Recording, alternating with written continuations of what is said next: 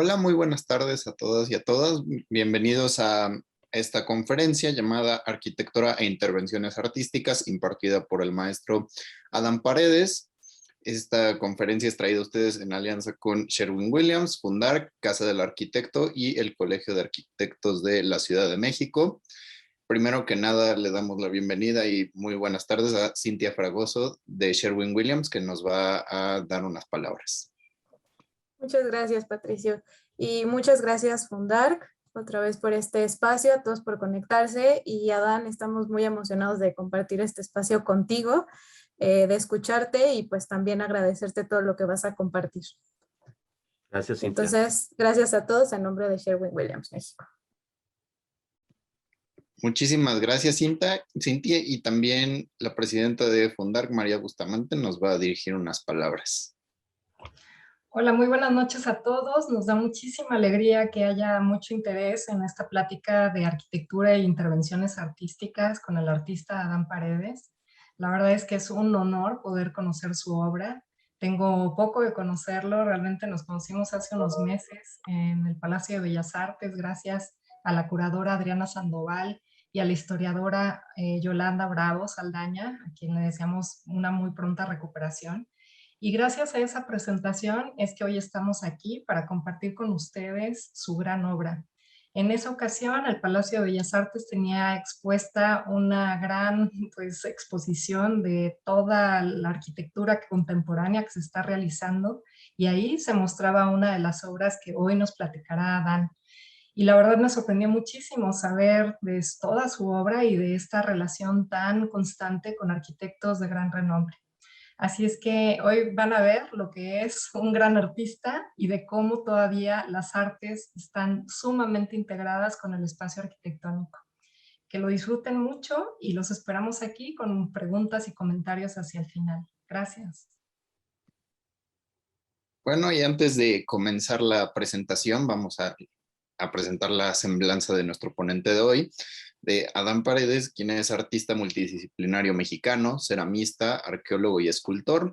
Estudió en la Escuela Nacional de Arqueología e Historia. Ha sido miembro de fundaciones como el Sistema Nacional de Creadores del Consejo Nacional de Cultura y las Artes. Ha presentado en el Museo de Arte Contemporáneo en Oaxaca y ha trabajado en proyectos arquitectónicos importantes en México. Y sin más que decir, le cedo la palabra a Adán Paredes. Pues primero agradecerles, muy buenas tardes a todos los que hacen posible esta plática, a toda la gente que nos acompaña, que sin ellos pues también estas pláticas no serían posibles. Agradecerte, María Bustamante de Fundark, por tus palabras. Y efectivamente nos conocimos en un entorno arquitectónico en Bellas Artes y mira hasta dónde brincó la liebre, como dice el dicho, ¿no? Entonces estoy muy emocionado, muy honrado de esta invitación. Cintia de Sherwin-Williams, muchas gracias también por la presentación, y agradecer también al Colegio de Arquitectos de la Ciudad de México, a la Casa del Arquitecto, y pues sí, empezar con esta plática. ¿Cómo empezamos? Miren, les platico un poquito de mí. Efectivamente soy un escultor que se ha formado a partir de la cerámica.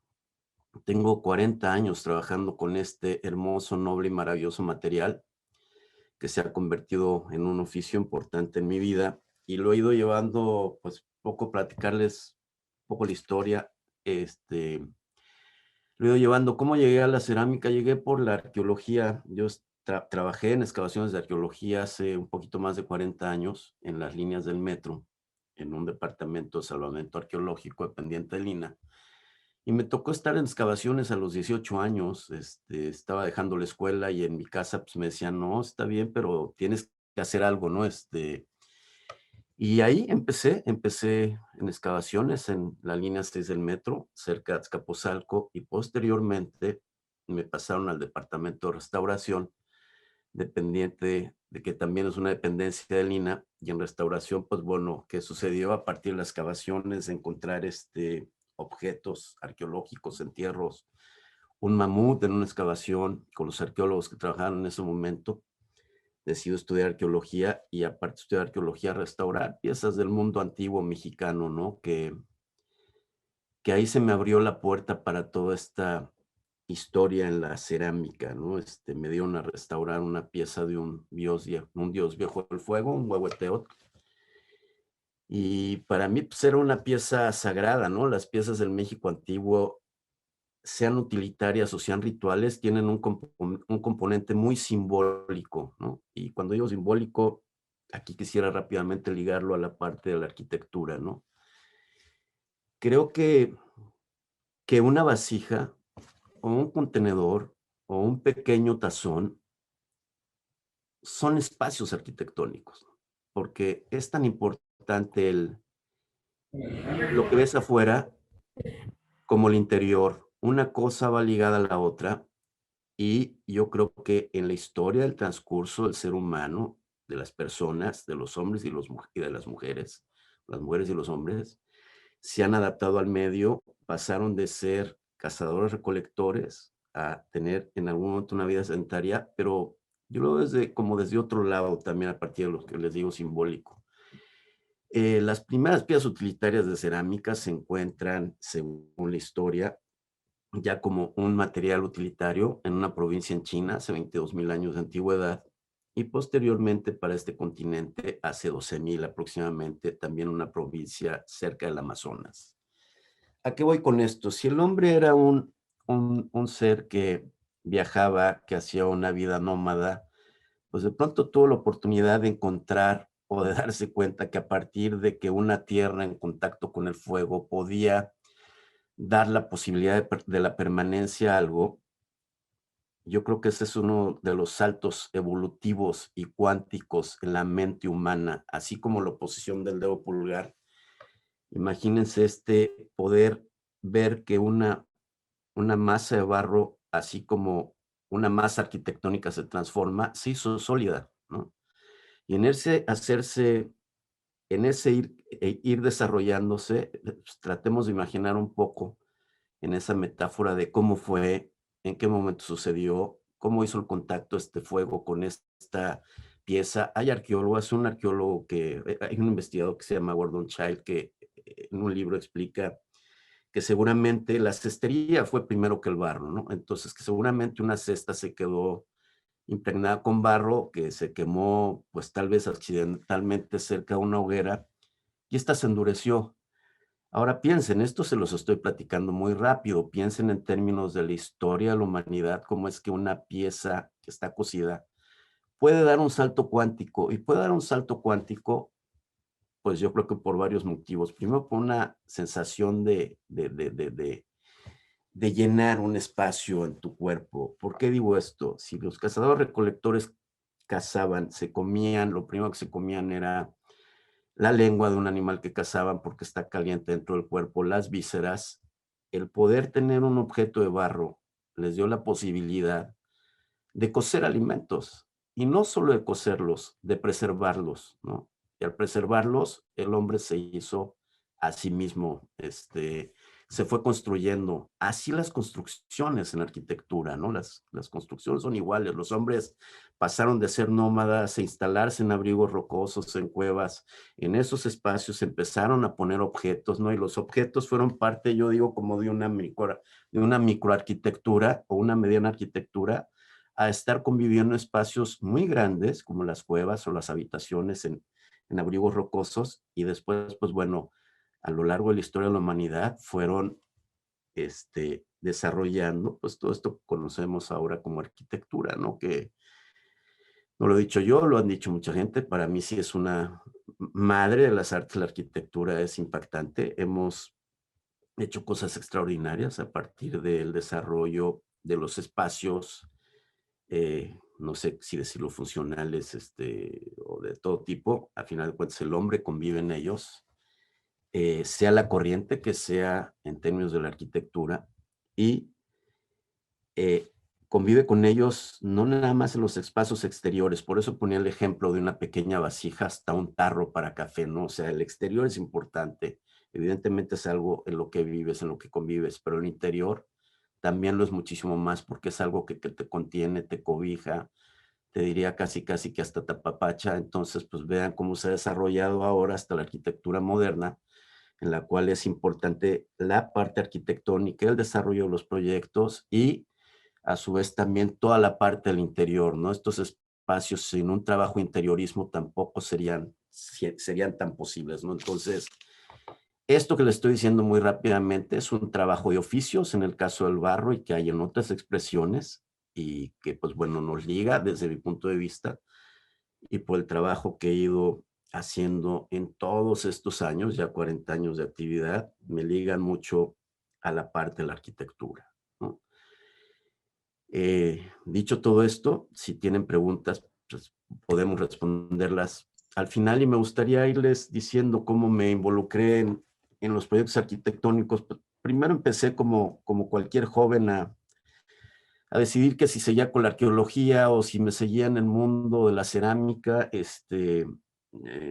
No era sencillo, ¿no? Tener un taller no es una cosa que sea rápido. Me habían invitado a trabajar un proyecto en Templo Mayor al cual en esos días dije, híjole, le entro, no le entro, me sigo en el camino del trabajo en el INA o tomo una de las decisiones que ahora entiendo en ese momento tal vez más difíciles, pero más importantes en mi vida, dedicarme al oficio del barro y creer que era posible hacer eso y seguir en este trayecto hasta ahora, ¿no? En ese momento, se los juro, no lo sabía. No sabía cómo iba a funcionar, pero aposté por el trabajo más independiente, a creer en el oficio, a emocionarme, al mismo tiempo a sufrir varias veces porque, pues bueno, estaba aprendiendo un oficio que desde mi historia personal no tengo una relación ancestral con esto. Por ahí una bisabuela mía hacía acuarela, mi madre a la que adoro y que sigue haciendo todavía a sus 82 años manualidades, de la cual yo creo que abrevé muchas cosas de este discurso de las manos, de la mente, esta parte de la creación que extiendes a tus brazos y con los que puedes crear objetos. Pero no tenía la tradición, como la tienen muchas comunidades en México extraordinarias, maravillosas, que tienen una tradición importante, como es el caso de Oaxaca, que es el estado en donde vivo y en donde he sido recibido tan bien, al cual también aquí lo digo públicamente, me ha cobijado, me ha hecho crecer, me ha construido como creador de barro y es un lugar en donde hay una expresión de tantas cosas, textiles, hay velas, hay todo. Oaxaca es otro país en México, no es un lugar que se expresa de una manera contundente. Y en el caso del barro, pues he tenido la oportunidad de conocer y tratar con muchos maestros que se dedican al barro. Y pues bueno, por ahí va esta historia, ¿no? Ya estando, ya después de haber puesto el taller y de crecer, pues, ¿qué sucede? Antes de irme hacia allá, tengo una relación con una arquitecta extraordinaria, la cual admiro mucho, Claudia López Duplán. Y estaban haciendo un proyecto en Bosque Real, una casa club en el club de golf.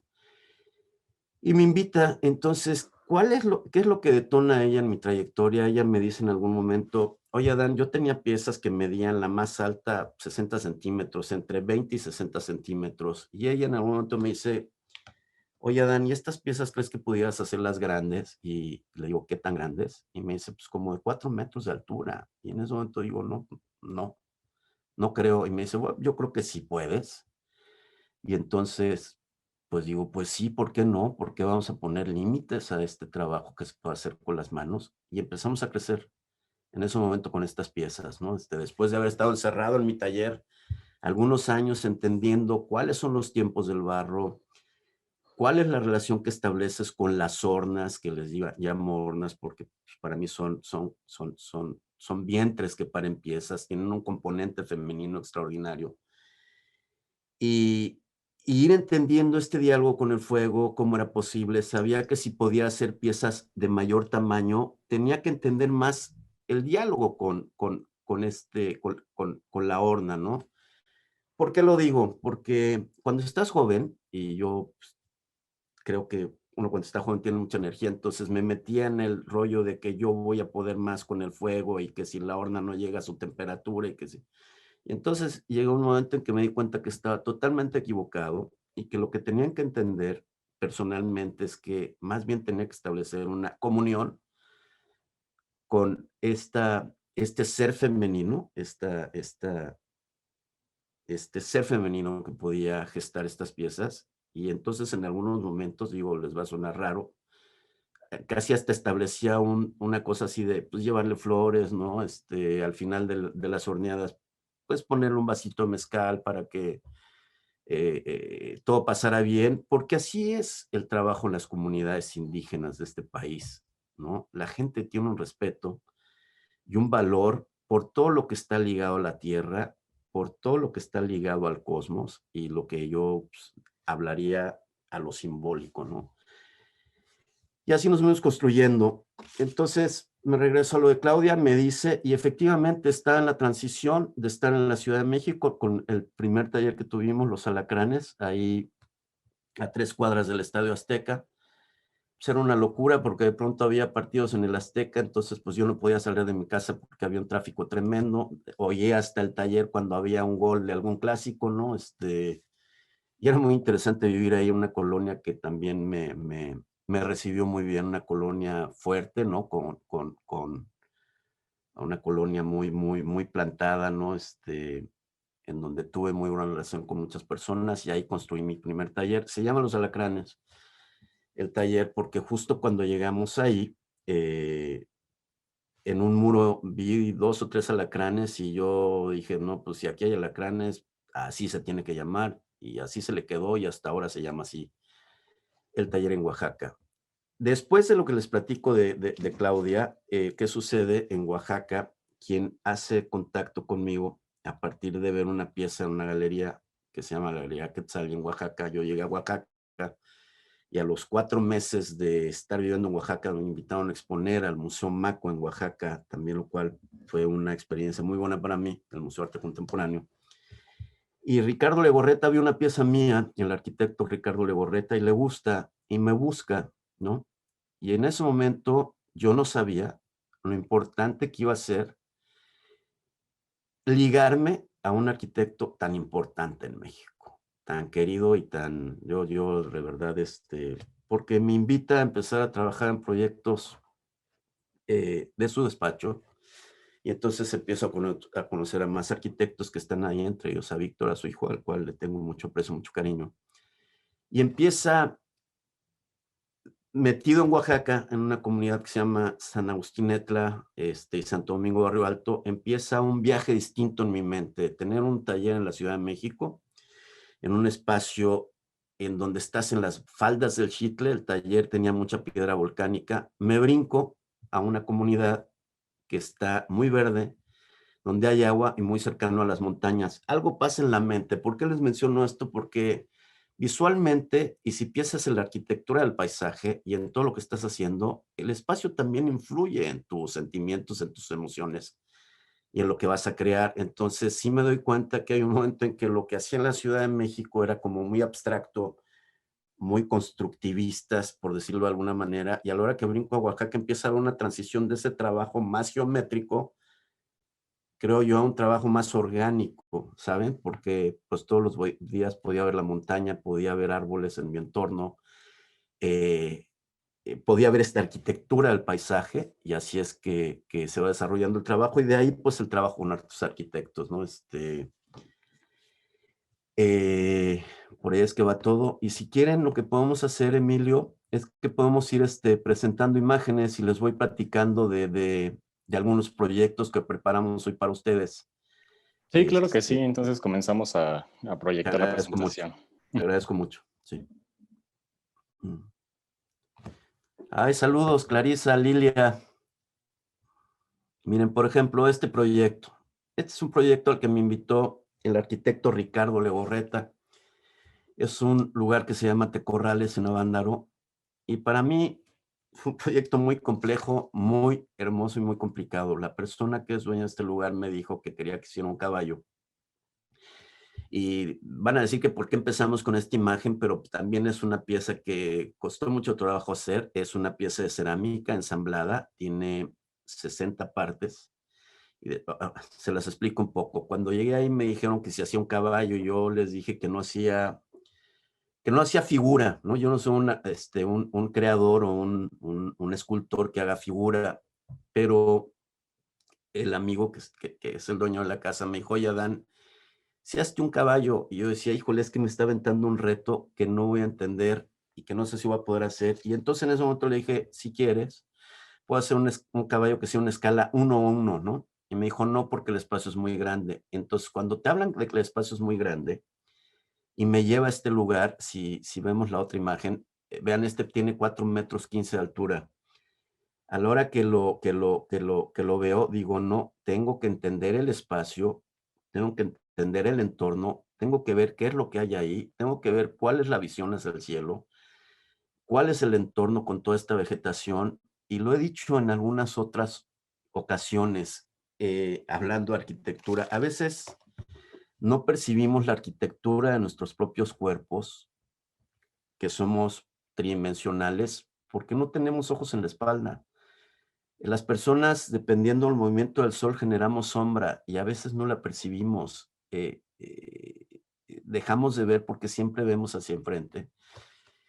Y sí creo que a partir del diálogo con personas como Claudia López o como el arquitecto Ricardo Legorreta del despacho en ese momento LMACL, con un amigo joven que se llama Javier Hierro y con otros, fue entender cómo es que funciona el espacio, ¿no? Entonces, este se convirtió en una especie de caballo de Troya, ¿no? Un caballo ensamblado en cerámica.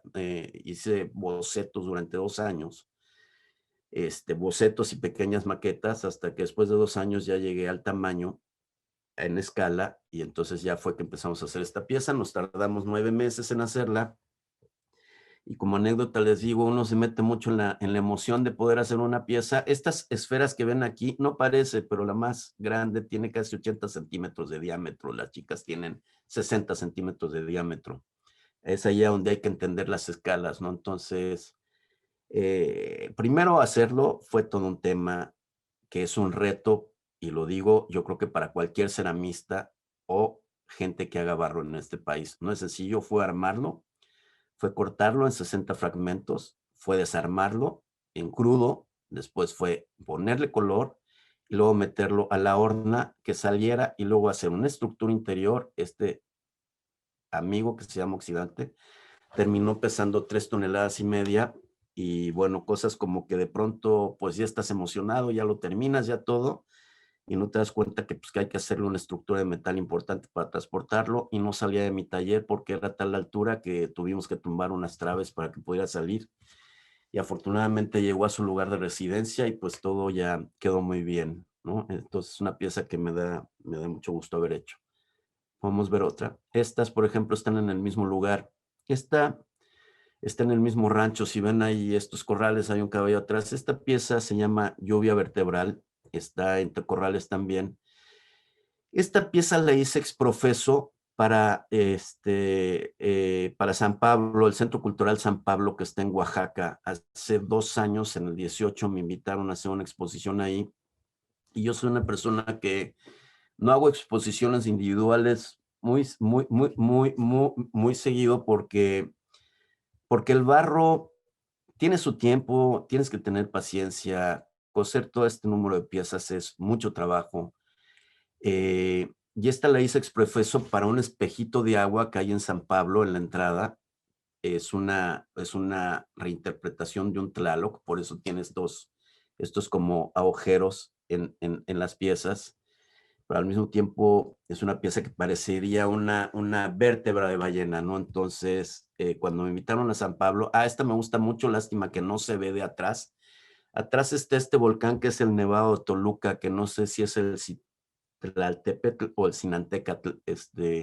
Entonces, la pieza hace un eco a un volcán, que es un volcán que tiene que ver con el agua, porque de ahí sale mucha agua que baja a distintos espacios. Entonces, por eso les digo que para mí los espacios arquitectónicos son importantes, y ya se hizo esta pieza, ¿no? Esta pieza también está en la que sigue, también está en esta colección. ¿Qué sucede en algunas piezas que intervienen con espacios arquitectónicos?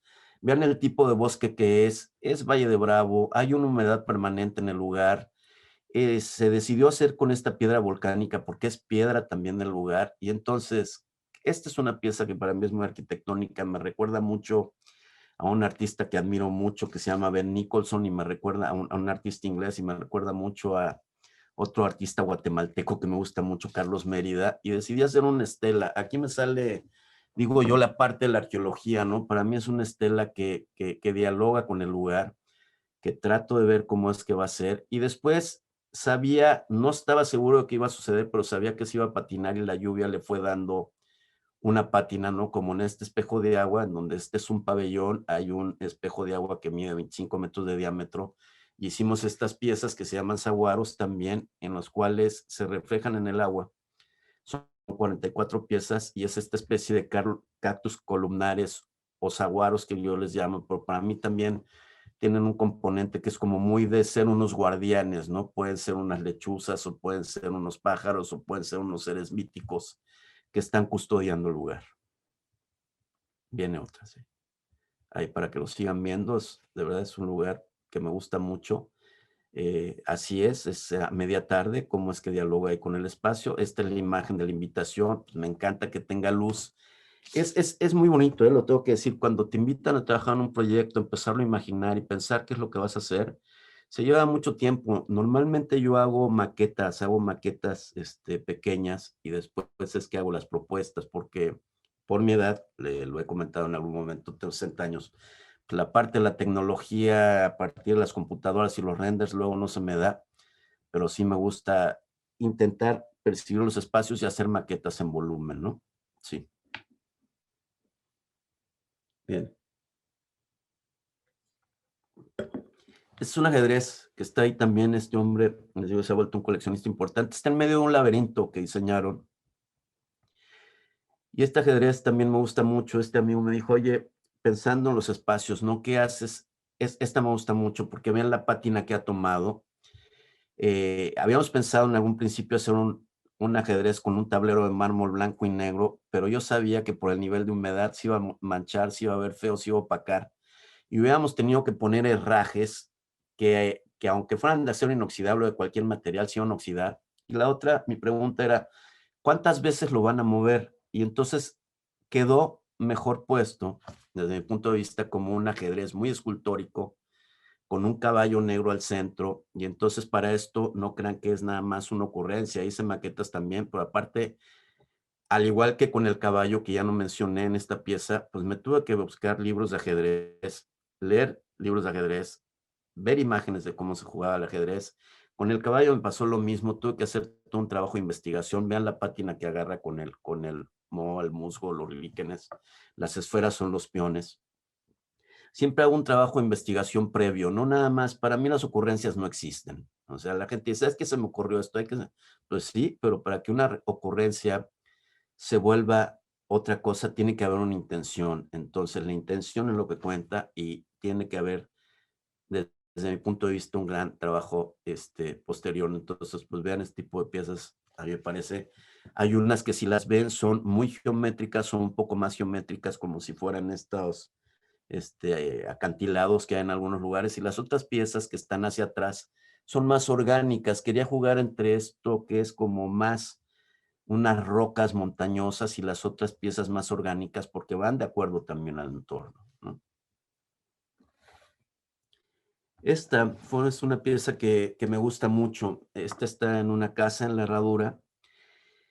Esta pieza la hice ya hace varios años. Esta la hice por invitación de la arquitecta Claudia López Duplán. Con ella hicimos el diseño y fue una pieza bien complicada también porque tiene dos caras, tiene un lado y tiene otro. En ese momento, se está usando el Onyx. El Onyx lo usé solo en esta pieza porque después me empecé a dar cuenta que como material lo pusieron en muchos espacios. Entonces a mí me gusta, pero decidí solo usarlo aquí en esta pieza.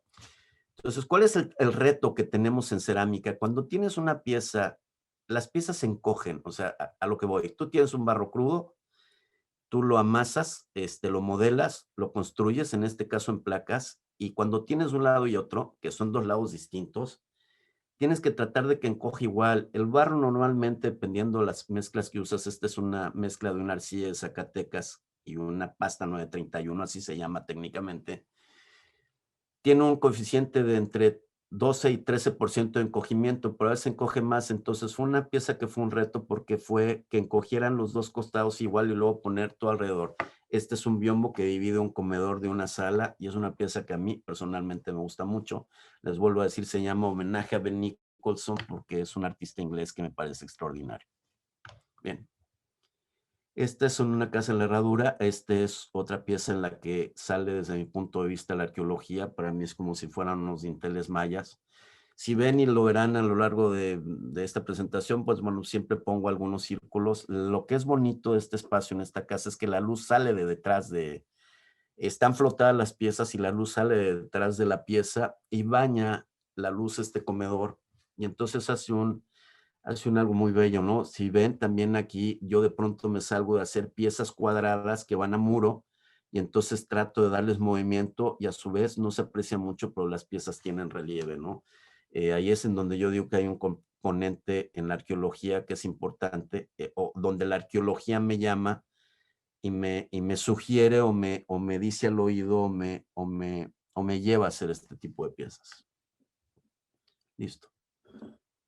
Miren, pues a mí me encanta el diálogo que tienen. Estas son otras piezas, aquí nos vamos a brincar.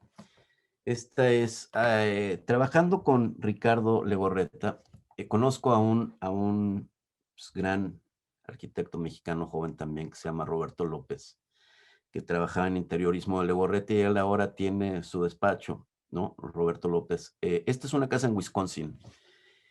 Es para unos amigos que tienen un espacio en Huatulco y entonces me invitaron con todo este trabajo que hicimos con Roberto a conocer su casa. Cuando llegué, a mí me gusta trabajar mucho en este momento y desde hace ya unos años. El tema de la familia, ¿no? Para mí la familia es importante con una vida que tenemos en este momento muy caótica, muy compleja.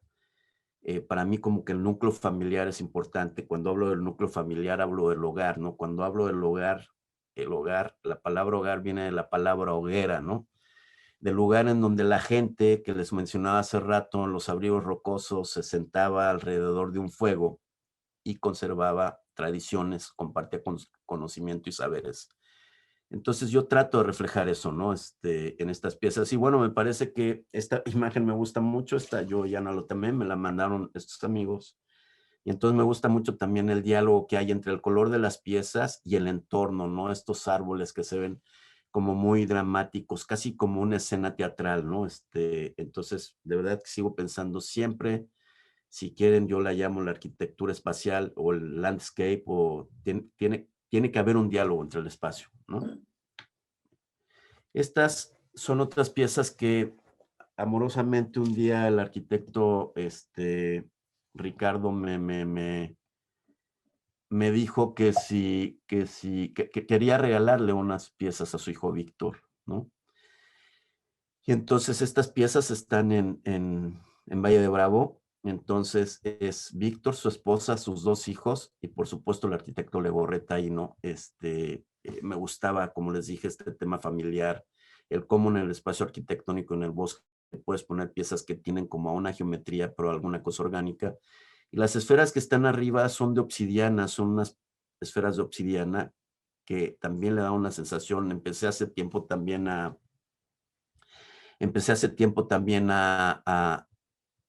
trabajar el barro con otros materiales y este es un ejemplo de eso, ¿sí? Pues esta la hice en una casa en Puebla para unos amigos que viven ahí. Entonces, cuando me invitaron también por invitación del arquitecto Roberto López, a mí esta pieza me gusta mucho porque también habla de la familia, ¿no? Esta es una pieza, esta es en el espacio de arriba, en un primer piso, abajo está una sala. Entonces decía, ¿cómo es que puedo dialogar entre lo que vas a ver abajo y lo que vas a ver arriba? Salen desde mi abstracción en esta pieza que está a la izquierda, que es muy geométrica, que sería como un núcleo familiar, y luego las líneas es cada uno de los miembros de la familia, ¿no? Que en algunos casos van con su camino, se juntan, se abren, se van, vienen, porque la vida es así. La familia es así, también en algunos momentos estamos juntos, convivimos, en otros estamos en otro lugar, entonces es una pieza que tiene una abstracción y que me parece que geométricamente funcionó y dialogó muy bien con el espacio. La que sigue, sí. es para otro amigo que vive en Puebla. Normalmente trato de escuchar a las personas. Creo que es importantísimo escuchar y yo creo que eso pasa mucho con la arquitectura a partir del diálogo espacial. Tienes que escuchar qué es lo que te dicen las personas, qué es lo que te dicen, cómo es lo que te sugieren, cómo es que quieren ver los espacios. Esta es una abstracción de un reloj. El amigo que tiene esta casa vende relojes, ¿no? Entonces yo intenté hacer como una abstracción de un reloj con esta maquinaria al centro y como si fuera un extensible, pero en un lenguaje que nos llevara a la cerámica y que dialogara también con el muro y el espacio. Entonces también por ahí vamos. Este está en la misma casa, todo esto que les digo de las líneas que son los caminos de la vida que van y que vienen. Este está en el comedor y pues me parece que es una pieza que está muy padre también. Estos son unos faros, estos fueron de una exposición que se llamó Bitácora de Viaje.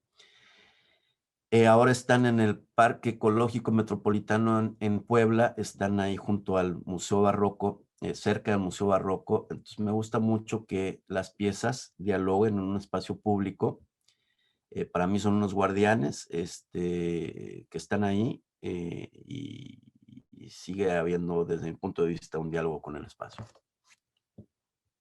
Esta pieza me gusta muchísimo. Esta está en la biblioteca EGADE del TEC de Monterrey en el campus Santa Fe, que es la biblioteca de egresados de economía, creo.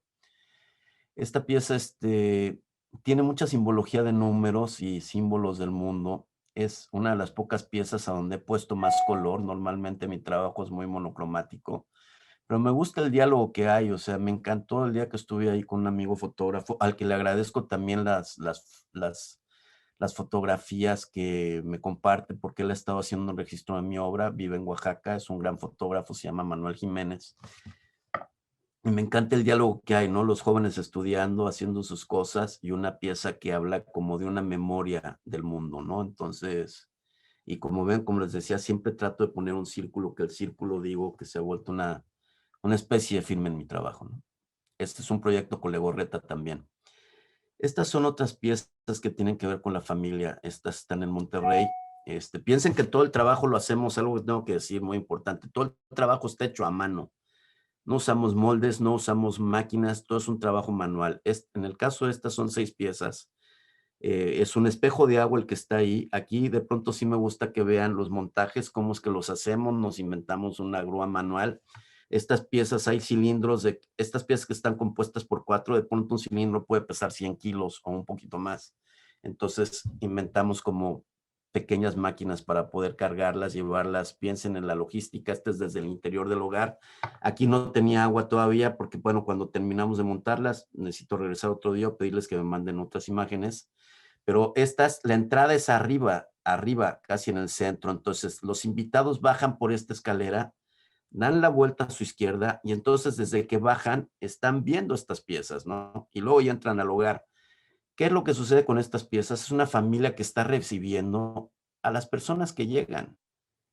Desde que llegan los invitados, sea quien sea, te están recibiendo, están dando la bienvenida a las personas que vienen. Entonces, por eso les digo que trato de hacer un diálogo y me gusta. Por aquí pensé en un color arena, porque si ven los muros, me parece que es un mármol traventino que tiene líneas horizontales y entonces pensé que había un diálogo también interesante con el espacio. Sí. Esta pieza se la tengo que agradecer a mi esposa, Diana Miller, que seguro estará por ahí viéndonos. Ella es de Hermosillo y he estado ya varias veces en Hermosillo con ella. Esta se hizo en unas oficinas que se llaman Cobalt en Hermosillo. Esta pieza es una pieza que nació en la pandemia, quiero decirles, porque nació desde hace 2 años y tuve que ir al espacio, tuve que ver que lo que sucedía es el centro de unas oficinas, es el lobby de unas oficinas donde trabaja mucha gente. Lo que me gusta de personas que tienen este tipo de espacios es que vean este cuadro que está ahí, que no solo sea la empresa, no solo es el espacio arquitectónico, sino que están invitando a la gente que labora a convivir con una pieza que va hacia un camino del arte, ¿no? Estas son 4,500 o 4,800 piezas colgadas de vidrio. Pues todo es un vidrio reciclado. Esto es un trabajo que hago en Teotihuacán Se corta cada pieza y cada vidrio puede tener 6, 7, 8, 9, 10 o 11 cortes. Y cada vidrio o cada lado de eso se pule como 9 veces. Entonces es un trabajo que he hecho con personas en Teotihuacán, a las cuales agradezco mucho, pues es un trabajo tremendo. Y entonces también es una pieza que subes, bajas, la puedes ver desde cualquier espacio de esta oficina. Como les dije, me gusta trabajar con otros materiales, entonces era quitarle peso a las nervaduras que hay arriba de esas nervaduras de cemento y hacer una pieza que dialogara. Se llama Asteria. Asteria es una diosa griega que tiene que ver con los sueños oníricos, con las estrellas. Entonces para mí es como una gran galaxia, ¿no? Hecha color. Aquí tiene 7 colores distintos y es una pieza que viaja dentro de lo orgánico, lo geométrico. Esta es otra pieza que hice para un espacio que está ahí cerca de Santa Fe. Estas son pequeñas piezas de barro, cada una hecha a mano. Si las midiéramos, son 9,000 piezas, aunque las midieras, ninguna es igual. ¿Qué es lo que sucede y lo que les platicaba? ¿Cómo se liga el arte a la arquitectura? Evidentemente, yo cuando me invitaron a este proyecto, la casa no estaba construida, vi planos, vi el espacio, ya cuando estaba en obra negra. Si ven en la foto del lado derecho, la pieza de arriba sale perfectamente limpia del techo. O sea, nos preocupamos por decir qué es lo que tienen que poner arriba, una estructura de metal con madera, para que después nosotros nos podamos sujetar. O sea, el hilo con el que las ponemos sale perfectamente limpio del techo. O sea, no ves nada que sea un amarre ni esté sujetado. Todo está por arriba de ese plafón. Entonces eso hace que la caída de esta pieza sea muy limpia. Y vean en la foto anterior, pues vean lo que sucede con la luz, ¿no? Va y viene la luz de una manera muy interesante. Entonces esta pieza mide 7 metros y 7 metros y medio de altura.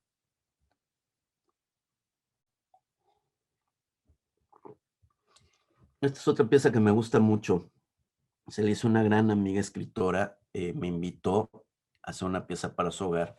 Se llama Silvia Cherem, es una mujer extraordinaria. Está en su casa, remodelaron su casa, y entonces me pidió, ella vio mi trabajo en Oaxaca, y me pidió que se le podía hacer una pieza que fuera esta estela y que iba a estar en este espejo de agua. O sea, entras a su casa y lo primero que ves es esto. Esta para mí tiene como mucha simbología, ¿no? Puede ser como desde un textil. Hay una pieza con este mismo lenguaje que está en el convento de San Pablo, que ya veremos por ahí. Pero al mismo tiempo también tiene que ver como con un arado, si lo vieras desde el cielo, ¿no? O sea, la tierra, que es importante, lo que somos, lo que cultivamos. Y cuando digo cultivamos, no solo es por lo que nos alimentamos, sino por todo lo que cultivamos en nuestro ser, ¿no? Entonces, vean el resultado final. Es una pieza que es una estela. Entonces también es muy importante porque, o bien complejo, porque yo hago la pieza en cerámica, la dejo que encoja, la meto al horno y después ya se hizo la estructura, la estela en concreto, pues para que pudiéramos abrazarla en su totalidad, ¿no? Entonces, por ahí es que va este tipo de trabajos. Y si ven, sigo poniendo como puntitos, círculos en algunas zonas. Yo digo que es como, siempre hablo de lo simbólico, de lo ritual, ¿no? Como ofrendar algo, ¿no? Y que ese círculo prácticamente se ha vuelto como mi firma, porque a veces se me olvida firmar las piezas. Esta es otra pieza que estuvo en el convento de San Pablo. Vean también el lugar enfrente, casi donde estoy sentado. Y bueno, aquí salgo en la foto y en la del caballo también, un poco para entender las escalas, ¿no? Y el tamaño de las imágenes. Esta es una casa que está en la herradura y me gusta mucho porque los dueños, la familia, decidió, o sea, de donde está el muro amarillo, que ya era otro diálogo si hubieran estado en el interior de su casa, decidieron dejar la pieza fuera en el jardín externo de su casa. Y eso es maravilloso porque permitieron que la gente que vive en este espacio, en zona privada, como no sé cuántas casas serán, no sé si sean más de 20 casas aquí, entran por el portón que está al fondo y la gente, ya sea por el lado derecho o por el lado izquierdo, convive con las piezas, ¿no? Entonces, bueno, era importante que estuviera el espejo de agua, que estuviera este entorno de plantas bajas, y en estas piezas orgánicas una familia, es un matrimonio y sus hijos, son 6 piezas, y bueno, siguen teniendo este carácter. Yo les llamo vidyas, el vidya, que es una palabra de este lenguaje tonal que es muy zapoteca, tiene un significado como de los guardianes, los que se transforman. Cuando les digo de esto es como si una gota de agua se convirtiera en un colibrí o algo así, ¿no? Entonces por ahí va la experiencia. Este espacio me gusta muchísimo. Este espacio se lo diseñó un amigo abogado que conozco hace muchos años.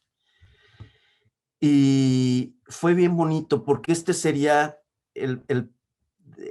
dijéramos, el patio de entrada a su casa, ¿no? Y yo le decía, no, ¿sabes qué hagamos? Hagamos algo que dialogue también con el espacio y que se vuelva más que un patio, una plaza, una pequeña plaza. Entonces, a partir del diálogo con los arquitectos que estaban ahí, decidimos que hice maqueta, entonces se puso este recinto, recinto, hicimos un espejo de agua como el que se diseñó para el Centro Cultural San Pablo, y este muro. Entonces entran a la derecha por ese túnel, pero los invitados siempre entran por aquí, y aparte llevamos tierra roja de Oaxaca, y pusimos esos agaves de Oaxaca, que ahora ya crecieron ese tamaño. Esta foto la tomamos hace unos meses, y entonces ya no es un patio sin sentido, es una pequeña plaza en la que además te puedes sentar, puedes convivir, y bueno, enfrente del muro que hicimos, es un muro que tiene 16 metros de largo por, ya no recuerdo la altura, creo que 3,5, 4. Pues hay una extraordinaria pieza del artista Juan Soriano, ¿no? Esta es una casa de un queridísimo amigo nuestro, Gerardo Reyes, nuestro compadre ahora, querido amigo de Oaxaca. Y entonces, pues bueno, tenía este espacio con estos ventanales altos.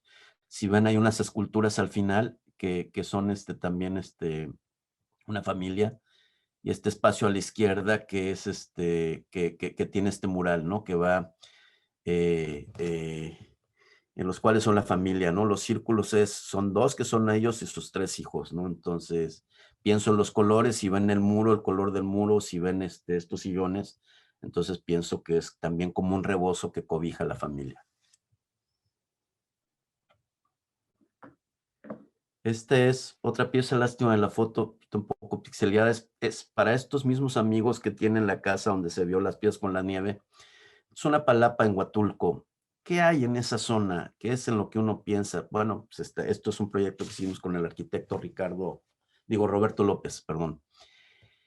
Hay tortugas en toda esa zona de la costa, desovan muchas tortugas. Entonces, lo que quisimos hacer en esta pieza más orgánica es que cada caparazón en la abstracción fuera distinto, que dialogara con los colores que habían propuesto los interioristas, que lo pueden ver en los sillones, y que fuera una pieza que tuviera un movimiento. Me gusta esta idea de hacer piezas que sea una diferente de distintos tamaños y que tengan todo este sentido orgánico. Esto lo hicimos también con el despacho de Legorreta ahora, con Víctor. Está ahora en Ejército Nacional y Molière. Esta es una de las torres. Este es el área de amenidades. Entonces en el área de amenidades se puso este mural. Si ven, yo he hecho en algunos otros murales cuadros de distintos tamaños pequeños que para mí tienen que ver con la escritura cuneiforme, desde toda esta escritura de los fenicios. En este caso no, pero sí crecimos los cuadros, y no solo los crecimos en tamaño, sino también los crecimos en volumen hacia afuera, ¿no? Entonces una pieza que geométricamente me gusta mucho el color, me gusta mucho que sea este tono óxido, que es muy de la tierra de Oaxaca. Entonces trato de meter componentes que también dialoguen bien y que sea como muy de Oaxaca, que es el lugar que ahora es el lugar y el lugar a donde ahora vivo. Este es otro proyecto con el despacho de Legorreta. Este es el Hospital Zambrano de León de Monterrey. Este espacio, aunque ustedes no lo crean, es gigantesco. Este mural no se alcanza a ver en una foto porque no puedo tomar la foto del mural completo. Es un espacio que mide 24 metros de largo. Hay placas de estas de cerámica que no las ven, pero algunas miden 50 por 50 centímetros, ¿no? Vean la escala de los sillones. Entonces, la idea en ese muro, pues no era cubrir todo el muro, porque hubiera sido una locura, un elemento que se te viene encima. Pero sí pensé como en esta esta deconstrucción de elementos geométricos con estas líneas naranjas para que hicieran un tono con el muro y que de algún modo fueran como las venas o como el sistema nervioso que tiene que ver con todo este tema que hay con la medicina. Es un proyecto que me gusta muchísimo también. Bueno, este es el taller, les presento el taller Los Alacranes, ahora en Oaxaca, en la comunidad de Santo Domingo, Barrio Alto, en Etla. Al fondo ven dos cubos grises plateados, son las hornas que les digo, las alacranas. Y este es un proyecto que hicimos para el restaurante Chapulín, que está en el Presidente Intercontinental. Nos invitó el Chapulín, me invitó Braulio Arzuaga, que es el presidente de este grupo, y el proyecto lo hizo un arquitecto que se llama Rafael Sama, un arquitecto joven también. Entonces, hicimos estas piezas que, si las ven, tienen distintos anchos, distintos grosores, y aunque no se ve en la foto, tienen distintos relieves. En algunos casos sí se ve. Y entonces, ¿qué fue lo que hicimos? Pues evidentemente eran 250 metros cuadrados de muro. Y entonces, ¿cuál fue la idea de la que partimos? Es un restaurante de comida mexicana. Y una de las aportaciones del México al mundo es el cacao. Del cacao se deriva el chocolate y del chocolate se deriva el mole. Pues hicimos casi 14,000 piezas.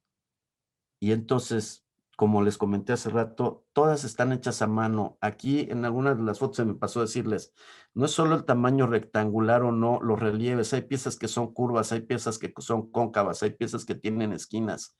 Calcular eso con el encogimiento, con los planos de un espacio, si ven esta del lado izquierdo, hay piezas curvas, fue complicadísimo porque todo esto se volvió un rompecabezas, todo se enumeró para que se pudiera colocar. Y fue todo un tema. A lo que voy, en este proyecto, entonces, ¿qué hicimos? Invitamos, bueno, a jóvenes de la comunidad y a mujeres de la comunidad donde vivimos. Por un ordinario, las mujeres hacen y le dan el alimento amorosamente a sus familias y normalmente casi todos los días toman chocolate. Entonces eso fue parte de la inspiración para este mural. Hacen masa para las tortillas, entendieron muy bien cómo hacer esto. Y entonces fue un proyecto que duró 9 meses, en el cual, como vimos en la foto al principio, nos volvimos, yo lo llamo casi de un proyecto de economía social, en donde pues, a partir de que alguien te invita a hacer un proyecto como estos, del cual estoy muy agradecido y muy honrado, nos permite a su vez generar ingresos, aunque no sea permanente, pero ingresos temporales a familias de Oaxaca, en donde en algunos casos, no siempre, pues hay esta necesidad. Y entonces estaban muy contentas y muy involucradas. Este mural terminó llamándose Barro, Mole, Chocolate, y es una de las piezas que también se han vuelto icónicas en el trabajo mío, por supuesto, y del taller, del equipo del taller, Los Alacranes. Esta es una pieza que acabamos de hacer ahora. Ella es Anita, que ya tenemos trabajando juntos 14 años. El que está atrás es Olegario, que tiene como 4 años con nosotros. Es una pieza que hicimos recientemente para un hotel en Oaxaca, para un amigo que entonces quería que hiciéramos unos cráneos. Entonces, como ven, son cráneos hechos a mano, ¿no? Las placas ahí están secas, es el barro, la foto que anterior que en el barro crudo, aquí ya se secó, ya le aplicamos un óxido de hierro rojo con hierro amarillo que se ve, digo, de hierro amarillo, se ve como amarilla la pieza, ¿sí? Y después ya la metimos al horno y este es el resultado. Aquí lo estábamos montando, si ven el muro ya está aplanado, lo picamos. Y entonces esta pieza me gusta porque es casi una bandera pirata, ¿no? Y entonces lo que hicimos fue poner estas líneas abajo que fueran como una ola, ¿no? Sí, ahí está la pieza en crudo. Entonces, si ven, ninguno de los cráneos es igual, o sea, tiene el mismo lenguaje, pero va habiendo cambios, ¿no? Y es pues parte del proceso. Ahí está en la terraza donde lo vamos a montar en estos tonos ocres. Y este es el resultado final, ¿no?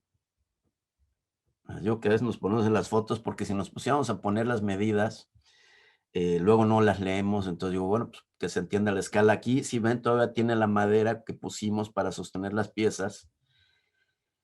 y ya después se la quitamos y ya se puso el color, ¿no? Esta es también, la que sigue es una cenefa que está en este mismo lugar, son 17 metros de largo por 40 centímetros. Esta pieza es muy reciente para mí, además es una pieza nueva en color, me gusta muchísimo. Mi esposa y yo platicamos y queremos poner una pieza con este mismo lenguaje en una casa que estamos construyendo ahora, ¿no? Esta es, de algún modo me he ligado también mucho a la parte gastronómica. Estando en Oaxaca, pues ya no nada más digamos la parte del barro con la creación, sino también la parte de la gastronomía. No hay una cocina tan importante en Oaxaca, cocineras tradicionales, mayoras y chefs. Entonces, está en un restaurante, en la entrada de un restaurante que se llama Pitiona, que el chef es José Manuel Baños, y hemos hecho trabajos con Alejandro Ruiz, con otros amigos, con Carlos Gaitán, que está en Chicago, con un amigo que se llama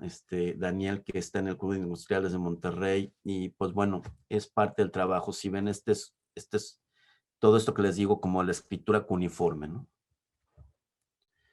Estas son otras piezas que cambiaron de escala, estas también las colocamos hace recientemente un par de meses. También es un espejo de agua, se quitó el agua, montamos las piezas, todas las hicimos a mano, les quitamos volumen a los bead jazz, porque me parecía que para el espejo de agua estaba bien. Están en el jardín, en una sala donde se convive exterior.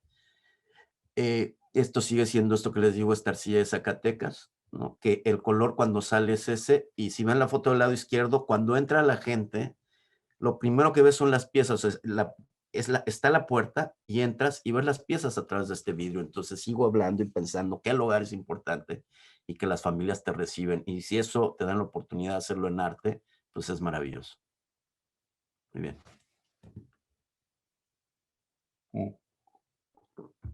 Aquí estamos trabajando este mural para esta exposición que tuvimos en San Pablo, que se llamó Reflejos de barro, espejos de tiempo.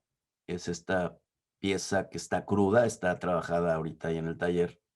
Fue una exposición extraordinaria. A mí es una exposición que me gustó mucho porque pude como dialogar mucho con el espacio, ¿no? La pieza en crudo ya se está secando, ya se hicieron los cortes, está a punto de entrar al horno. Si ven el barro, esta imagen me gusta mucho, porque si ven, aquí está Aldo, que es otro chico que está en el taller. Se ponen estas lonas en el piso, el barro en polvo, y después se le agrega una cantidad de agua y se pisa o se baila el barro para que se pueda después amasar y después puedas hacer las piezas que ven en el entorno, ¿no? Esa es una imagen que me gusta mucho del taller, porque pues si ven hay distintos procesos. Están estas piezas de abajo, que son las placas en crudo para hacer murales, y luego del lado izquierdo arriba están estos cilindros, que son las esculturas que en algún momento les voy a mostrar. Luego aquí está la lluvia vertebral, que ya habíamos metido al horno, en la lluvia vertebral, y luego el mural, que ya estaban cosidos. Todo esto que ven alrededor son piezas que fueron a la exposición de San Pablo. Esta ya se está colocando la pieza, ¿no? Hicimos una estructura de metal, hacemos bastidores, los pegamos con epóxicos, con silicones que tienen una adherencia muy importante, y después ya la estamos montando para la exposición. Así quedó. Esta pieza es ahora una pieza que adquirió el Centro Cultural San Pablo y que me gusta mucho. Está en medio del patio, y entonces ahora también sirve como de foro para algunos eventos que tienen. Se los mencionaba, cómo hicimos esta pieza a partir de este pequeño canal de agua que hay ahí. Cuando fue esta exposición, tuve un diálogo muy cercano con la entonces directora Mariana Sardain, y entonces decíamos, es que hay que hacer algo que dialogue con el entorno. Este es un patio muy bello, con muros muy altos, y entonces fue un poco bajar la escala de los muros y hacer esta pieza. Entonces, vean, me parece extraordinario, ¿no? Lo que sucede ahí con estas piezas hechas a mano, y que les digo que tienen que ver con la lluvia y con Tlaloc, ¿no? Tiene una reminiscencia prehispánica. Estas son las esculturas que en las dos imágenes anteriores se hicieron, que se veían crudas y que se pusieron en el atrio de San Pablo para hacer esto. Vean, y vean cómo las cargamos a mano. De pronto, pues uno busca sus recursos y estamos un poco locos, ahí anda cargando uno, pero bueno, Así es, ¿no? Este es un atardecer, estas son las piezas. Me gusta también lo que sucede con la cantera, cómo se ven en la escala, ¿no? También quiero decirles que esta cerámica, estas piezas están en Huatulco, en un espacio exterior. Lo que sucede con esta cerámica, que a mí me gusta muchísimo, es que puede estar tanto en espacios exteriores como interiores. Esta cerámica, no se lo mencioné al principio, está cocida a 1280 grados centígrados. Esto significa que es un montón de calor. Las piezas se cocen algunas piezas las cocemos entre 36 horas, a veces 40, a veces 44 horas. ¿Por qué? Porque si bien yo hago piezas que son muy masivas, son muy gruesas, y eso significa que si yo o en el taller hiciéramos las quemas muy rápido, hay piezas que reventarían.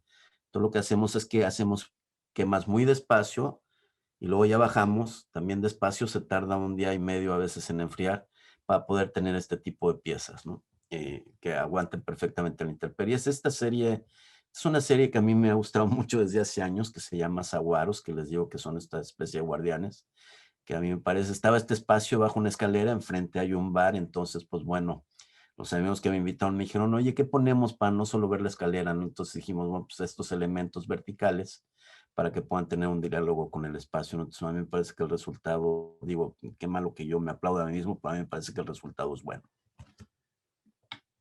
Esta es una pieza que está en un hotel en Hermosillo, que ya tiene 2 años, si mal no recuerdo, 3 casi. Y son piezas hechas a mano también, son unos capullos como estos del hueso de fraile, que ahora se usa para la danza del venado. Tengo una pieza que no vamos a ver ahora, pero que está colgada en un museo. Y entonces, ¿en qué pensé? Uno de los lugares que le fascina a mi esposa y me gusta a mí mucho es Bahía de Quino. Pensé como en el color de la arena y en estas piezas del centro que no son exactamente negras, son azules, pensé como la arena y el mar. Y en este elemento, que lo dije cuando la pieza que puse en el Musas, que al ser este hueso de fraile, son los cascabeles con los que se hace la danza del venado. Antes se hacía con unos capullos de mariposa, pero ahora ya no hay tantos. Y entonces estos capullos me parece que son muy bellos. Ahí están aproximadamente colgadas 13,000 piezas. Entonces, ¿cómo hacíamos este diálogo? Esta pieza está en un lobby. Es un lugar, fíjense cómo estabas pensando en el espacio. Hermosillo es un lugar donde hace mucho calor de pronto. No puedes tener una temperatura ambiente muy alta. Entonces, tú puedes estar en la calle, afuera de la calle, y tener 48 grados.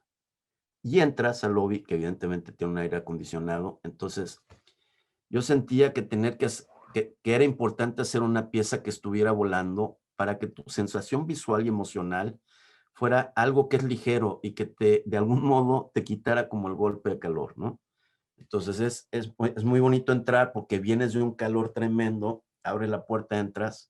Evidentemente lo que te quita el calor es el cambio de temperatura del aire acondicionado, pero tenía que ver esta pieza que está flotando y que fuera ligera y no una pieza muy masiva y muy monumental que se te viniera encima.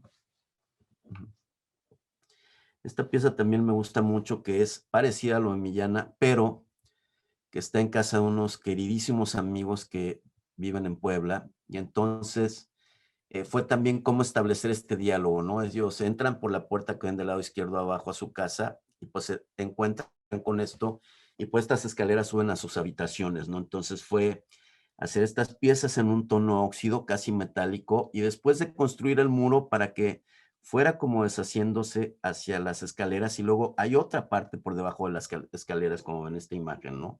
Entonces una pieza que también a mí esta me encanta, ¿no?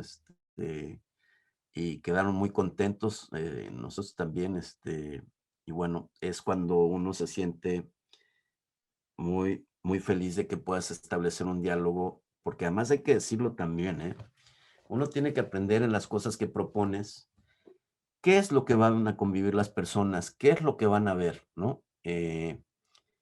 Son piezas que tienen un peso, están fijadas al muro, la escultura es así, la escultura ocupa un lugar en el espacio, ¿no? Si fuera una pintura, una fotografía, que están bien porque son expresiones artísticas increíbles, pero tú un cuadro de 2x2 lo podrías mover. Aquí tienes que entender que tienes que hacer una pieza con la que vas a vivir y a pervivir mucho tiempo, a menos que un día te harte y decidas quitarla. Yo lo que creo es que siempre tratamos de tener este diálogo y esta plática para poder hacer algo que esté lo más cercano a lo que la gente quiere, lo más cercano a lo que uno imagina en la creación. Esta es otra pieza que tiene que ver con el diálogo del rebozo. Es una familia. Estos 4 círculos son los integrantes de la familia y es este movimiento de la vida, ¿no? Y ahí, bueno, no se ve, pero traigo en la mano izquierda un reloj. También me invitaron a hacer una intervención en un reloj de la marca Oris. Me sentí muy orgulloso de que me invitaran por medio de mi esposa, que es una extraordinaria persona que hace relaciones públicas, y su socio, José Mario Fernández. Y también fue otra cosa como muy arquitectónica. No se ve y lo traía puesto hace rato, me lo quité, pero cómo construir algo en un espacio o cómo hacer un diseño en un espacio que es de este tamaño, ¿no? Un círculo pequeño, ¿no? ¿Cómo haces para que puedas tener una obra? Entonces hicimos 20 carátulas distintas. Y entonces cada pieza es distinta a partir de una abstracción de los juegos de pelota que uno pueda ver desde el aire, y así es que fue. Esta es pues bueno, es la última exposición que tuvimos hace unos días, que son otras piezas como las que vieron en la casa. Este es un museo que se llama el MUPO, el Museo de los Pintores Oaxaqueños, y entonces pusimos 12 piezas. Vean cómo el espacio es muy blanco y tiene estos arcos, ¿no? Entonces me invitaron a participar. He tenido ya ese patio ya desde el 2018, no hemos dejado de poner piezas. Me invitan para poner piezas, porque además es un patio donde puedes poner piezas al exterior, les puede llover y no les pasa nada, ¿no? Entonces, esta es una exposición reciente, ¿no? Estas hermosas fotos de Manuel Jiménez, que también es importante el diálogo que pueda establecer con el fotógrafo y que pueda mostrar imágenes que acompañen el trabajo, ¿no? Porque luego uno, pues haces las piezas, pero el ojo para la foto luego no es tan bueno. Uh-huh. Uh-huh. Sí, entonces miren, me gusta la grava. Este es un proyecto que tiene tantos caminos.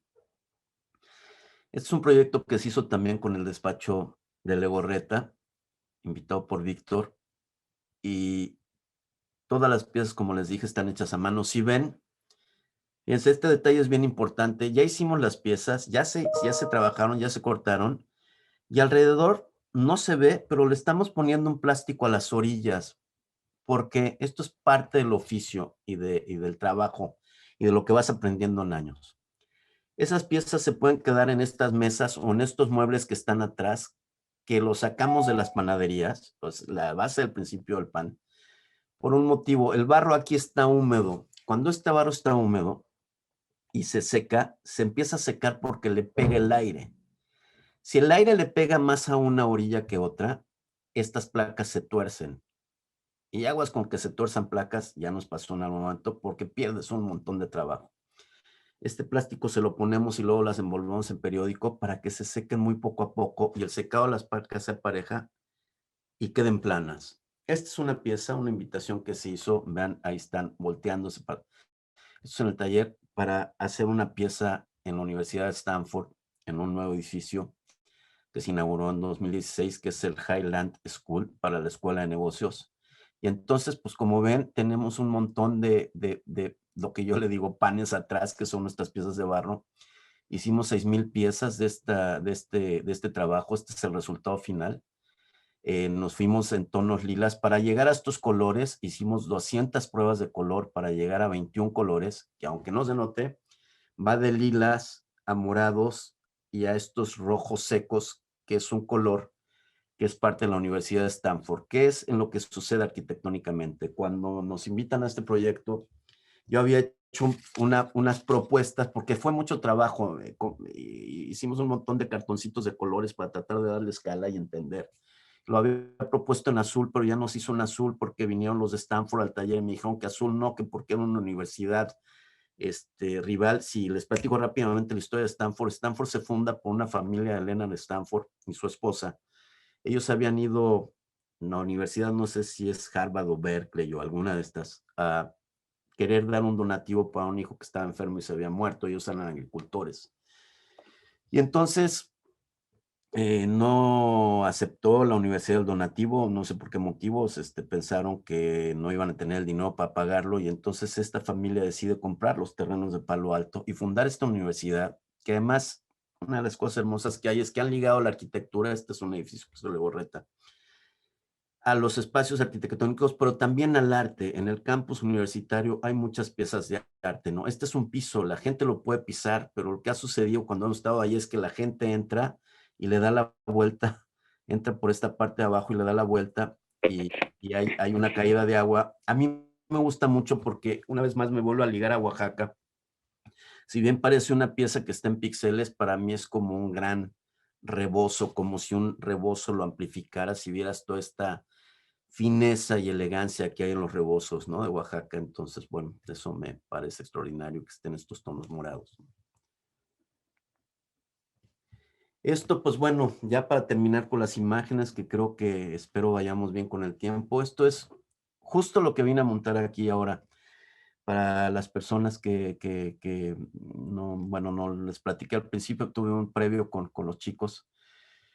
Estoy ahora en Napa, en California. Desde aquí les estoy hablando. Coincidió que yo tenía que venir para acá con unos queridos amigos, Cristina y Lee Hudson.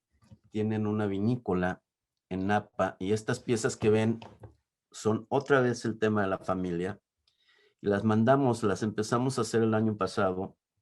Las montamos. Hoy estoy en este momento, hace rato venía corriendo o venía de estar acá estamos montando estas esculturas, son 5 esculturas en un espacio abierto en la entrada del viñedo y de la oficina, y estos 2 murales que ven aquí a la derecha tienen que ver también con la tierra, ¿no? Con lo que te cubre, te cobija, y tienen unas texturas que se ven pequeñas, que no se ven, pero es como si fueran pequeños racimos de uva. Tuve la gran fortuna hoy de que hoy empieza la cosecha de la uva. Hoy empieza la cosecha de la uva del rancho con una uva pequeñita que se llama Chardonnay.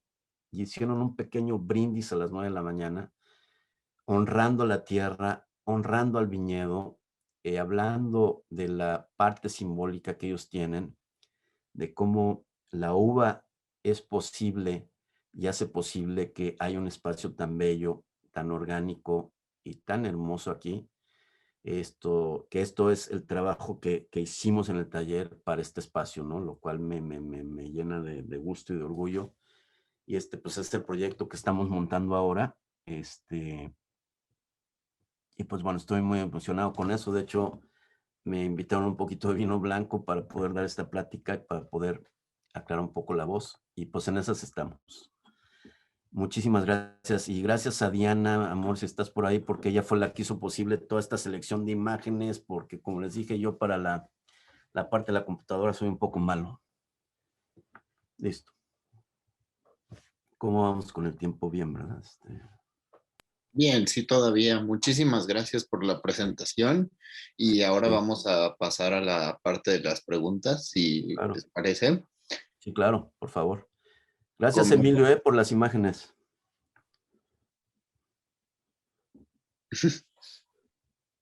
A ver, vamos a comenzar. Sí. Pregunta Verónica Camplese que si la mayoría de las obras tienen una estructura interna para poder hacer el montaje. Sí, en las piezas que son, mira,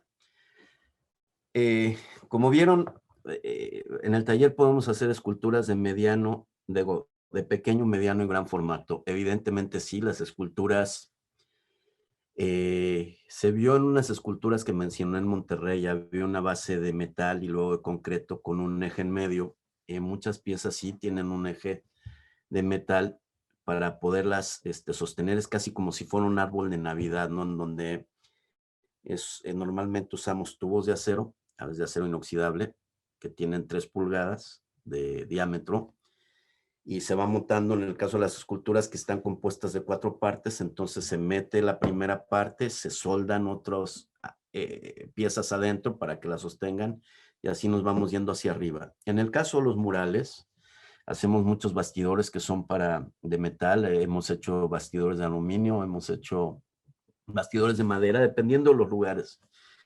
qué decirles, una de las partes técnicas que tiene este material es que como es una cerámica cocida a 1280 grados centímetros, puedes ponerlas en la costa, ¿saben? O sea, la costa no lo vemos, pero en la costa, pues, bueno, sí lo sentimos, hay humedad, hay salinidad y a veces tienes una erosión eólica por el aire que no alcanzas a percibir y que no la ves, pero tienes micropartículas de arena que son sal o sales, y que eso, si tienes un cuadro o algo en una terraza, pues primero se puede honguear o lo empieza a lijar, ¿no? Este material cocido a esta temperatura permite que tengas piezas a la intemperie sin que tenga ningún problema y sí efectivamente tienen estructuras adentro. Muchísimas gracias. También le agradecemos mucho a Verónica por la pregunta. Gracias, Verónica. La siguiente pregunta es de Bridget, que pregunta si alguna vez se le ha estropeado una pieza o ha pasado algún incidente durante el proceso. Híjole, fíjate, esa pregunta es muy buena y sí, efectivamente, sí nos ha pasado, ¿no? Cuando hablaba hace rato de que uno más joven es absurdamente impetuoso, ¿no? Y crees que puedes, y que en tu mente está la palabra de voy a dominar esto que estoy haciendo y la experiencia te dice que no, ¿no? De pronto alguna vez me pasó que cosí muy rápido unas piezas que necesitaba entregar y pues, de pronto empecé a oír ruido en el horno. Si al otro día que abrí el horno, todas las piezas se habían reventado y se habían hecho añicos. O sea, se hicieron pedacitos. ¿Qué sucedió? Mi desesperación. Y entonces aprendí que el barro es un oficio de paciencia. ¿Qué sucedió? Que las piezas yo pensaba que ya estaban secas, pero lo que no vemos o no entendemos, y eso lo vas aprendiendo con los años, es que el barro, aunque tú lo veas seco, tiene agua molecular, un agua que tú lo puedes ver seco por dentro, digo por fuera, pero por dentro tiene humedad. Y si tú a una pieza como esas, por la prisa, pues, le das al horno muy rápido, evidentemente se revienta. Entonces sí me pasó eso. Y en otra ocasión que tenía que quemar unas piezas, unas esculturas como las que ven, no me daba, nada más tenía un horno chico, no tenía la otra horna. Entonces se me ocurrió pedirle a un amigo que tenía un horno muy grande, llevar unas piezas a su taller. Era el horno de mi queridísimo amigo que ya falleció, Alejandro Santiago, pintor. Tiene un horno en su Chiquiltongo, en Oaxaca. Entonces se me hizo fácil subirlas a una mudanza en crudo, llevarlas y pues, ¿qué creen? Sorpresa, pues, pasando un tope el transporte, no se dio cuenta que había un tope, pues botó la caja del camión y pues prácticamente todas las piezas se rompieron. Y eso también me enseñó que un taller es muy celoso y que cuando tú haces las piezas en el taller no hay que moverlas a otro lado, ¿no? En este caso, pues bueno, piezas tan grandes con tanto peso y pues nunca más lo volví a hacer. Entonces todo sale del taller. Gracias por la pregunta. Muchas gracias por la respuesta. Y también hablando un poco acerca del taller, María Flores pregunta que cómo es todo el proceso de trabajo dentro del taller. Mira, gracias por la pregunta, María. Fíjate que pues, evidentemente yo muchos años trabajé solo, ¿no? Para aprender este oficio, pues tenía que trabajar solo, entonces yo hacía el barro, yo hacía las horneadas, yo hacía todo, pedía, y es muy, muy, muy cansado. El oficio del ceramista es realmente tremendo. Yo digo que es un trabajo que te erosiona, que te merma físicamente, pero es extraordinario. ¿Qué sucedió con los años y con la bendición del trabajo en Oaxaca? Pues que vas teniendo, afortunadamente, gracias al universo, a la vida, a Dios o a quien te que darle gracias, pues vas teniendo algunos otros proyectos y entonces requieres de personas, en este caso de los queridos compañeros de taller. Está Fernando Gómez, ya mi compadre, que ya tenemos trabajando juntos casi 20 años. De Anita Cruz también, que es una extraordinaria gente que sabe el oficio del barro muy bien, y otros de reciente ingreso, y hay gente que va y viene, ¿no? Vamos teniendo este proceso, pedimos el material, son tiempos largos, ¿no? Prepararlo, entenderlo, construir las piezas, que se sequen, hornearlas. A veces me han hecho la pregunta de ¿cuánto tiempo te tardas en hacer esta pieza? Pues yo ya de pronto contesto 40 años, ¿no? Porque es el tiempo que hemos aprendido o que nos hemos tardado en aprender. Y entonces hacemos equipo, se vuelve una especie de colectivo y entonces es que podemos hacer todo este tipo de piezas, ¿no? Sí me gusta darle crédito a, a- al taller Los Alacranes y al colectivo de personas que estamos ahí, ¿no? Muchas gracias por la respuesta. Y la siguiente pregunta es del equipo de Fundar, que dice, ¿hasta qué punto tienes total libertad creativa por parte de los arquitectos en las obras? Fíjate, qué interesante pregunta. Normalmente tengo mucha libertad, ¿eh? O sea, pues, prácticamente siempre me invitan a ver el espacio. En el caso del despacho Legorreta, pues he tenido la libertad enorme de crear. Yo le he mencionado prácticamente para mí este despacho y gracias al arquitecto Ricardo, siempre lo he admirado y lo quise como una especie de paternaje porque me hizo crecer en este espacio, me hizo entender y me hizo aprender.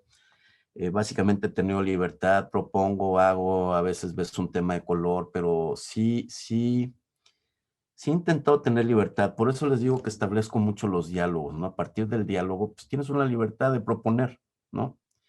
Es muy raro que me haya pasado que tenga algún desacuerdo con alguien. Sí llegó a pasar alguna vez, entonces dije, bueno, pues ¿por qué no te vienes a hacer la pieza conmigo, no? Si tú la quieres dirigir, pues entonces vente al taller, pues métele las manos a la masa y entonces, pues hacemos la pieza que tú quieras, ¿no? Que sería un caso distinto, ¿no? Pero salvo eso, siempre he tenido libertad de crear. Muchas gracias. Y ahora Dana Pereiro pregunta que si alguna vez lo han criticado por su arte y si sí, ¿cuál ha sido la manera en la que lo ha sobrellevado? Fíjate que sí, en algún momento sí, alguna nota que vi hace unos años en un periódico, eh, alguna vez que hice una pieza sobre migrantes, también me decían, es que Alejandro ya hizo un proyecto de migrantes, Alejandro Santiago. Le decía, sí, pero también yo hice una exposición sobre migración. El tema de la migración es un tema social a nivel mundial y hay muchos artistas que han tocado ese tema. Sí me han criticado, pero sabes, yo creo que eso es algo que es bueno. No siempre todo, y también lo tengo que decir yo ahorita durante el transcurso de la plática, pues, hice referencia a que esos proyectos me gustan. Tengo que decir, me gusta el trabajo que hago. Mal haría si dijera que no. Creo que a lo largo de estos años, cuando menos me he ganado ese pequeño gusto, y no hablando desde el ego, de decir, pues es que este proyecto quedó bien, ¿no? Pero también acepto la crítica. También, si a alguien no le gusta mi trabajo, pues es bueno que me lo digan. O sea, diría una mentira cualquier artista, de verdad, lo digo así, desde mi punto de vista, si te dijera que todo lo que hacen, ya sea un cuadro o todo, es arte o es una obra de arte. Yo creo que no. Yo creo que hay piezas que son más relevantes que otras, unas que te van llevando a otra, y así te vas, ¿no? O sea, con los años igual y sí, pero hay piezas que así son, que algunas que ahí van y que pues está bien aceptar la crítica. Digan bien o digan mal de una obra, siempre la obra va a tener un diálogo, ¿no? Si una obra pasa desapercibida, pues ahí sí empiezas a entrar como en nervio, ¿no? Porque dices, híjole, pues ni para un lado ni para otro. Y yo sí trato personalmente de establecer yo mismo una autocrítica, ¿no? Digo que hago barro. Me gusta ponerme simbólicamente o en metáfora, un ladrillo bien puesto en el pescuezo para no volarme. Y afortunadamente, pues mi esposa ahora siempre me aterriza, ¿no? Cuando ve que de pronto me dice, no, pues es que esto no está tan bien como tú dices, ¿no? Entonces digo, no, tiene razón. Algo que es importante de la crítica, que es importantísimo y que yo creo que es un ejercicio que tenemos que hacer las personas que dedicamos a esto, es escuchar a los otros, ¿no? Y a partir del escuchar es que uno puede replantear, ¿no? Yo creo que eso, el que el otro se exprese es importante, ¿no? Y hay que aceptar eso, ¿no? Sí, por supuesto. Muchísimas gracias a Dana por la pregunta y a usted Y por la gracias, Dana. respuesta. Y después pregunta Ana María Trujillo que en las esculturas que si busca plasmar y transmitir sentimientos y si sí, ¿cuáles son los que busca plasmar? Híjole, pues esa es una pregunta profunda. Evidentemente sí, ¿no? Yo creo que el trabajo de creación, eso lleva. Lo he pensado, lo he reflexionado, lo he platicado con un gran amigo que además también quisiera mencionar ahorita y agradecer un gran amigo, Guillermo Espinosa, que él ha sido uno también de estos mentores y platicábamos que el camino del arte de pronto es un camino en solitario, ¿no? Y cuando estás en este trabajo, pues evidentemente está puestas tu día a día, en muchas obras, tus emociones, tus sentimientos, ¿no? Eh, y si los pones en algún momento, eh, tenía una persona que estaba enferma de cáncer, entonces agarré una pieza y le pegué y la golpeé a una amistad que estaba enferma de cáncer, entonces le pegué, le hice, y entonces yo siento que ahí salió en esa pieza que después sí metí al horno, pues era una pieza muy dramática, porque yo tenía en ese momento una frustración, y una frustración es un sentimiento, ¿no?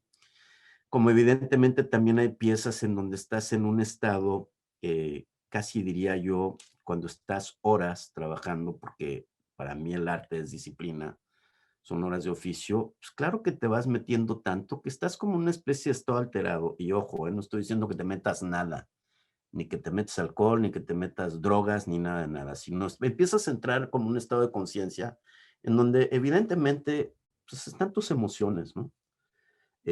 Platicaré muy rápido. Hice una exposición que se llamó Naufragio de Barro, Reflejo de Tiempo en Santo Domingo. Y es una exposición muy fuerte con unas barcas de la costa de Oaxaca impresionantes, muy antiguas, y a las cuales les agregué, hace rato mencioné al inicio de esta plática que no hago figura. Ahí sí hicimos unas figuras, que así hice unos autorretratos.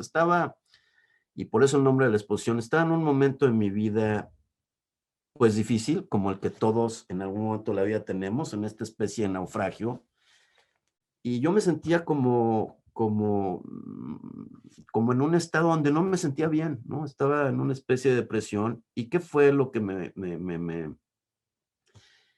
sacó de esto? Pues voy a platicar con una amiga doctora, Lucero Morales Calas, una gran doctora que vive en Oaxaca, y entonces empezó a platicarme de esto que es como arte terapia, ¿no? Digo, son cosas que aquí las platico, normalmente no las platico. Entonces sí fue en esos sentidos y en esos sentimientos, pues hacer piezas que yo sentía que estaba tratando de limpiar o de curarme de esa sensación que tenía de vacío, porque estaba en un momento que todos vivimos, y por eso el nombre de la exposición, porque yo creo que en la vida, desafortunadamente no voy a decir, pero a veces las personas naufragamos, no podríamos decir, y no sería real decir que todo el tiempo estamos felices y que estamos bien, ¿no? Entonces, sí, en los componentes de creación hay muchas emociones y sentimientos. Perfecto. Y antes de pasarle la palabra a mi compañera Istin para leer las preguntas y comentarios de Facebook, Sí. Sandra Islas manda saludos desde Pittsburgh y también pregunta que si alguna de sus obras ha inspirado la creación de un espacio arquitectónico. Ay, qué buena pregunta. Sí, mira, ahora digo, adelanto un poco, estamos, fíjate que a partir del trabajo en la escultura y por la relación con los arquitectos, pues entonces sí ahora se ha ligado mi trabajo a pensar en propuestas ya arquitectónicas, ¿no? Una propuesta arquitectónica para mí es el patio que presenté en donde está el espejo de agua, el piso de recinto y el muro. Esa ya fue una propuesta para que este espacio, o sea, se inspiraron en la pieza de arte para hacer este espacio arquitectónico. Y ahora estamos trabajando un proyecto para un espacio en Guadalajara que va a ser una abstracción de un juego de pelota en un espacio abierto en esta zona del Campo Agavero, y aparte otra pieza también cerca del Estado de México, en Avándaro, que es una cúpula que se convertirá en un espacio donde la gente conviva. O sea, ya es llevar las propuestas en donde ya los espacios arquitectónicos crecen, lo cual a mí me da mucho gusto, porque ya no solo hacer la obra manual, lo que alcanza a hacer mis manos y mi dimensión, sino que de pronto de este tipo de piezas ya se presta para hacer espacios monumentales. Muchísimas gracias y ahora le paso la palabra a mi compañera Istin para también a los que nos estuvieran viendo a través de Facebook Live que nos pregunten. Muchas gracias, Patricio. Buenas noches a todos. Voy a proceder a leerles los comentarios y preguntas realizadas en Facebook. Sí, gracias. Eivor Galikias comentaba al inicio de la sesión cuando estaba en la parte de introducción. Es como decía Vitruvio, para que algo sea arquitectura tiene que ser bello, útil y firme, al igual que una vasija. Y también comenta que pues la arquitectura es todo lo que nos rodea. Así es. Muchas gracias. Ignacio Hermosillo también comenta, gran artista de extraordinaria sensibilidad. Qué lindo, queridos. Gracias. Muchas gracias, Ignacio. Otra pregunta que hay es, ¿cómo define el precio de su obra artística? Híjole, esa es una pregunta bastante compleja, ¿sabes? Porque de pronto no es que la defina uno. Digo, esto sería una plática para otra ponencia, ¿no? Definir los costos de la obra es muy complicado, ¿no? Porque además, ¿cómo lo defines cuando tienes un trabajo independiente? ¿Cómo lo defines a partir de tu saber y de los años que tienes de trabajo? ¿Cómo lo haces? Hay un mercado del arte que también de pronto va marcando pautas en los costos, ¿no? Yo no sé cómo le habrá hecho para definir sus costos Van Gogh, ¿no? Que pues estando vivo no pasaron muchas cosas y después los precios se fueron muy altos, como todos sabemos. Es una pregunta difícil, fíjate, porque yo lo veo mucho a partir del oficio y del respeto que puede tener uno por el trabajo que uno hace. Es como si yo le preguntara a un doctor que opera el corazón, oye, ¿cómo defines tu trabajo? ¿No? Y seguramente el doctor me va a contestar, pues hice tanto estudio de la medicina, tanta especialización del corazón, que nada más por abrirte el corazón y cortarte esas, o ponerte o hacerte, pues eso tiene un costo, evidentemente. A veces igual los costos se disparan, a veces no, pero yo creo que es mucho a partir del oficio, del trabajo y del respeto que tengas a tu trabajo, ¿no? Yo creo que va por ahí. Es una pregunta muy difícil de contestar, porque hay muchas pautas que van marcando para dónde y para dónde no, ¿no? Muchas gracias. Bien. Oscar Isaí manda saludos. Franco Contreras menciona que el caballo está padrísimo, la imagen que puso al inicio de la presentación. Hay otra pregunta que es, Sí. ¿prefieres colocar tu obra en un espacio abierto o arquitectónico? Fíjate que en los dos, evidentemente cuando es un espacio, puede ser un espacio abierto, un espacio exterior a un muro, o puede ser un espacio, esa es una extraordinaria pregunta además, porque una cosa es lo que tú convives dentro de un espacio, llámese una casa, un edificio, lo que sea, ¿no? Y tienes que pensar en la escala y la dimensión, pero cuando piensas en espacios abiertos, sean jardines, parques y otros lugares, ese es otro tema también en la arquitectura y la dimensión espacial y todo lo que es el entorno, ¿no? Hay que tener mucho cuidado con lo que uno propone y con lo que uno hace para espacios abiertos. Hay grandes escultores que han hecho cosas extraordinarias, ¿no? Y que están en espacios abiertos o públicos. Hay algunos casos en donde de pronto también hay gente que se lanza a poner obras en los espacios abiertos que de pronto no funcionan, no pensaron en cómo puede dialogar con el entorno, con la arquitectura que hay de edificios, casas, comercios, ¿no? Con lo que existe. Entonces, hay que tener mucho cuidado con eso. Tienes que estudiar el espacio donde vas a poner una obra si es un espacio abierto, ¿no? Muchas gracias por su De nada. respuesta. Gracias. Ignacio Hermosillo Sí. comenta, fabuloso todo lo que hay detrás de cada una de las piezas y la cantidad de trabajo. Admirable. Sí, querido Ignacio, es un gran amigo. Te mando un gran abrazo con mucho corazón y gracias por estar en la plática. Muchas gracias. Gracias. Y, otra pregunta es, ¿dónde te gustaría colocar tu obra? ¿En alguna plaza o edificio icónico de México o en algún otro lado?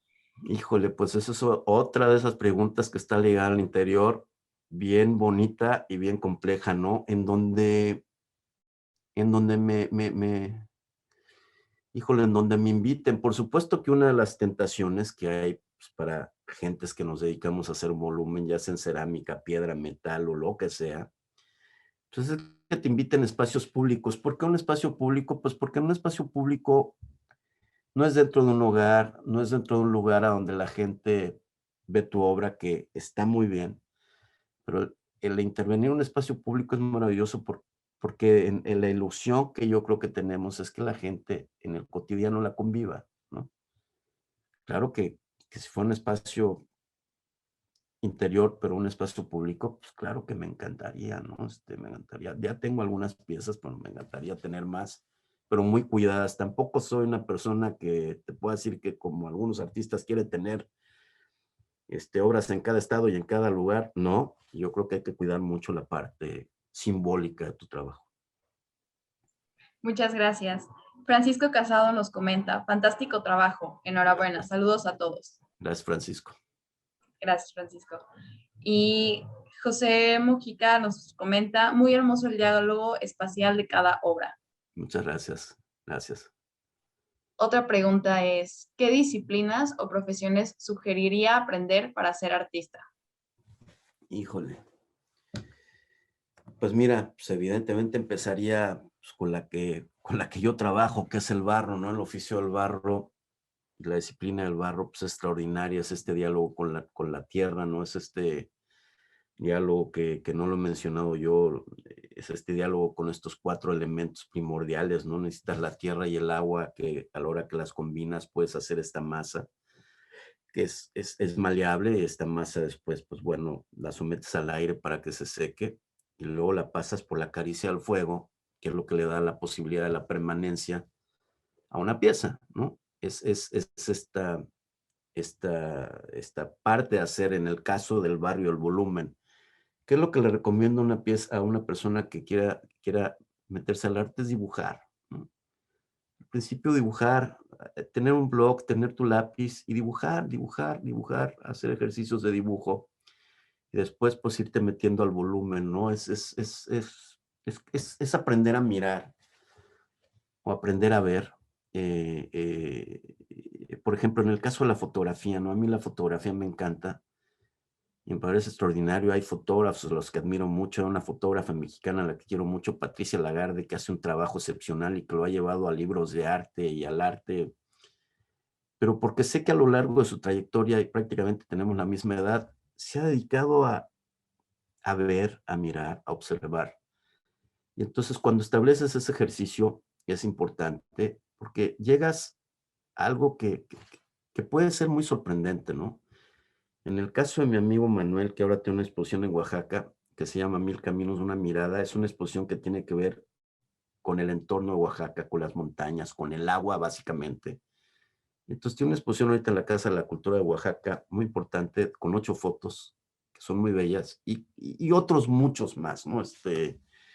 Brancusi, por ejemplo, que hacía, este escultor Constantín Brancusi, él hacía también fotos de sus propias piezas y otros.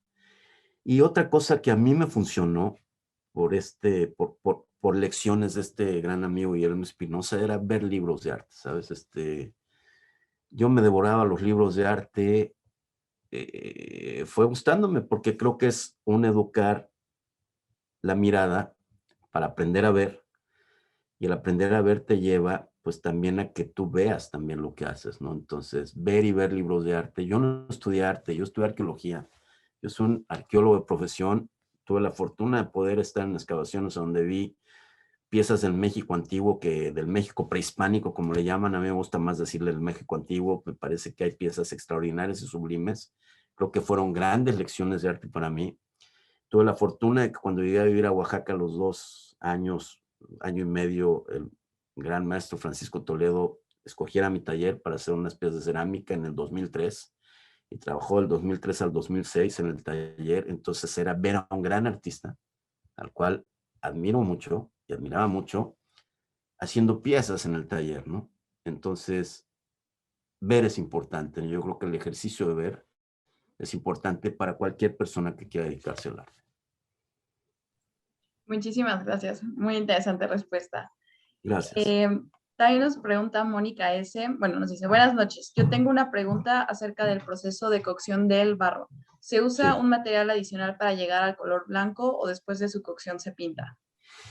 No, fíjate, en el caso de las piezas que vieron que tienen este color arena, casi blanco, así es la arcilla. Es un componente, como lo mencioné, de arcilla de Zacatecas con una pasta fina, que es una composición de feldespato, sílice y caolín. Y ese barro, cuando lo mezclas, es un color como muy café y a la hora que se va secando es rosa. Y por los componentes minerales que tiene, que casi no tiene óxidos, ese barro especialmente, a la hora que lo metes al horno, sale en ese color arena, no lo pintamos. En el caso de las esculturas cafés, es esta misma mezcla, pero antes de meter la pieza al horno, le aplicamos un óxido mineral que puede ser ya sea óxido de hierro negro, óxido de cobalto, óxido de manganeso, algunos, y que le dan una pátina, pero es un color que sale del fuego.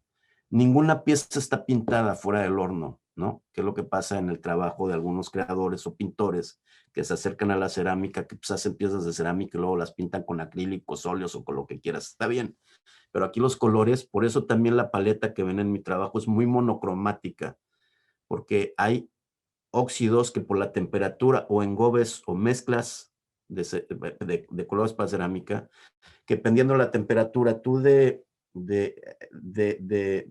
hasta 1050 grados tienes una gama de color y puedes tener tonos más vivos, pero a 1050 grados para arriba, o sea, de 1050 grados a 1280 grados, pues parece que no hay muchos grados, ¿no? Que son 230 grados de diferencia. Pero resulta que cuando tú tienes un horno, una horna, como yo digo, que ya llegó a esa temperatura, subir esos 230 grados pueden traducirse a muchas horas, pero además aquí hay ciertos colores que los esfumas por el calor. No puedes tener ni rojos vivos, ni naranjas vivos, porque es una cosa complicada. Entonces he aprendido a tener este trabajo muy monocromático y ya metiéndome a cosas técnicas sin vidriados, porque si yo hago una escultura que mide 4 metros de altura, le aplico un vidriado, una capa de esmalte y se ve mal, pues puede parecer un dulce espantoso, ¿no? Entonces, he aprendido también a tener el diálogo con el material. Muchas gracias. Ignacio Hermosillo pregunta, ¿en alguna ocasión has rechazado hacer una obra? Sí, alguna vez, porque bueno, yo respeto mucho, mucho el pensamiento de las personas, pero cuando una persona llega y te dice, oye, es que quiero que me hagas esto, con esto, y que diga así asado, y que le pongas un letrero que diga ta, ta, ta, y ta, ta, ta, ta, ta, ta, sí, digo no, ¿no? Entonces, pero sí sugiero, o sea, no le digo nada más no y vete, ¿no? Han sido muy pocas veces, un par de veces, y entonces, a partir del trabajo que me están pidiendo, pues sí he dicho, oye, yo no puedo, pero te sugiero con quién, ¿no? Entonces trato de ayudar a las personas que resuelvan ese camino, ¿no? O sea, no nada más dejarlas así, porque también me es de mucho respeto que alguien llegue y que te pida algo, ¿no? Muchas gracias por su respuesta. Gracias, Ignacio. Andrea Montellano nos comenta, me gusta mucho la manera en que las piezas no solo son parte del paisaje, sino cómo se envuelven en ese ambiente espiritual y natural de las zonas. Ah, qué gusto. Muchas gracias, Andrea, por el comentario. Padre. Gracias, Andrea. También me mandan en el chat una pregunta. ¿Cómo hizo el barro morado? O que se ve El barro morado. morado, fíjate, en el caso de este barro es otra mezcla de sílice, caolín, feldespato y una arcilla que se llama ball clay. Es un barro más fino porque en este barro fino podíamos dibujar y hacer sellos. El barro morado si lo haces con pigmentos que van hacia esos tonos y por eso mencionaba hace rato que ese sí es una capa vitrificada.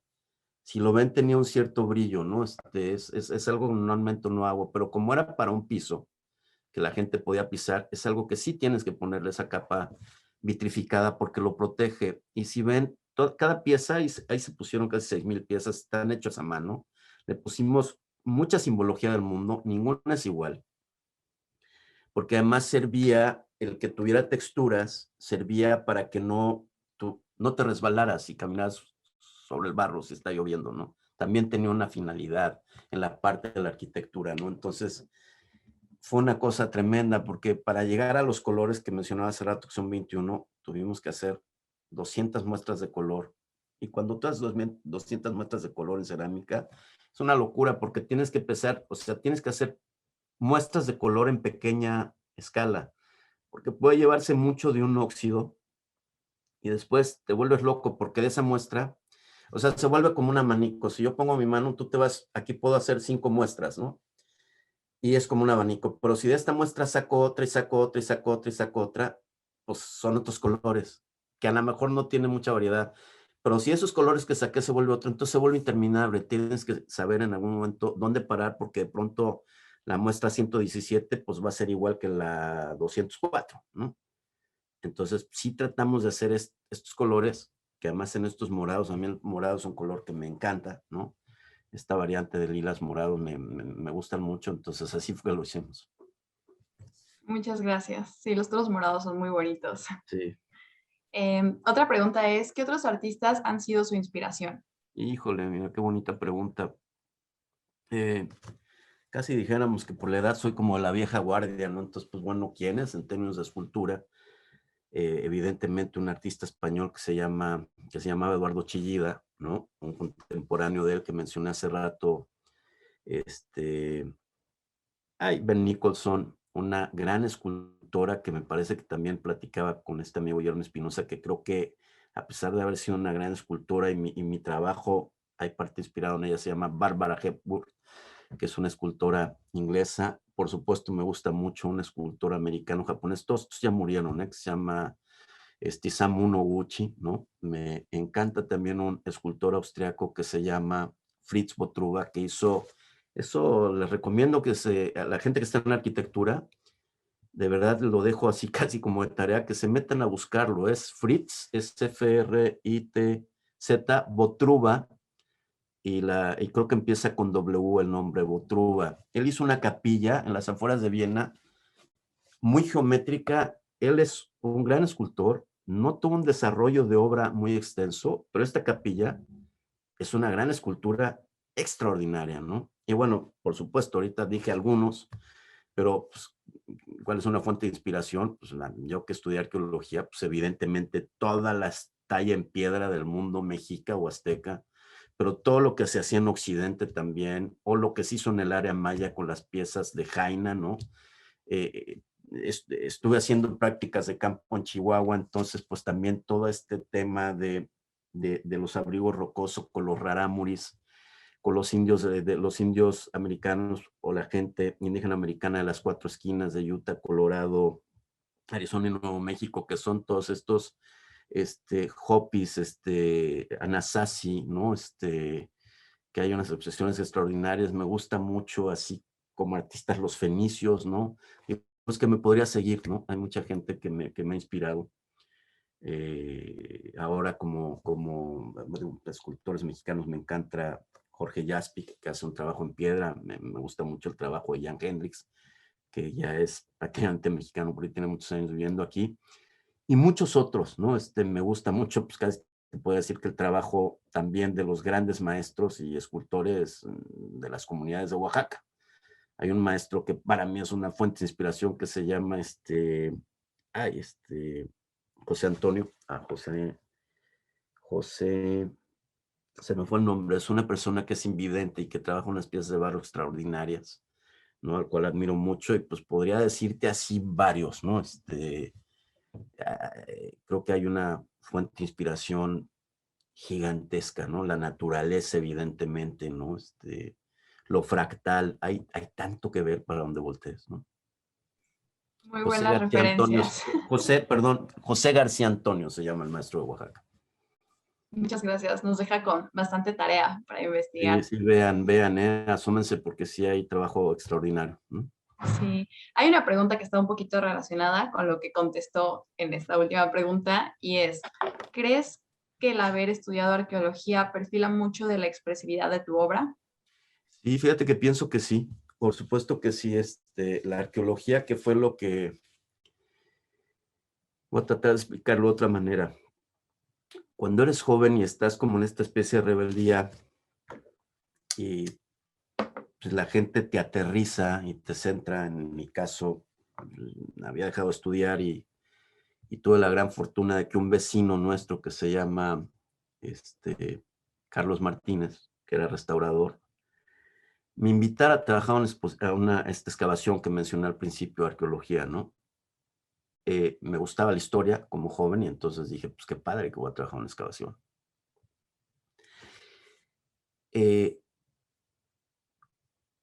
A ver, ¿cómo lo digo? Fue adentrarme en la tierra, ¿sabes? Excavar fue meterme y vas excavando poco a poco. Y era joven, entonces todo me sorprendía, aún en día hoy todo me sigue sorprendiendo. Y entonces encontrar estos vestigios del México antiguo, pues, para mí era un tema de mucho respeto, ¿no? De verdad que estar en una excavación, y además cuando eres la primera persona que estás excavando y que lo estás viendo, hay una cosa ahí como muy privilegiada, ¿no?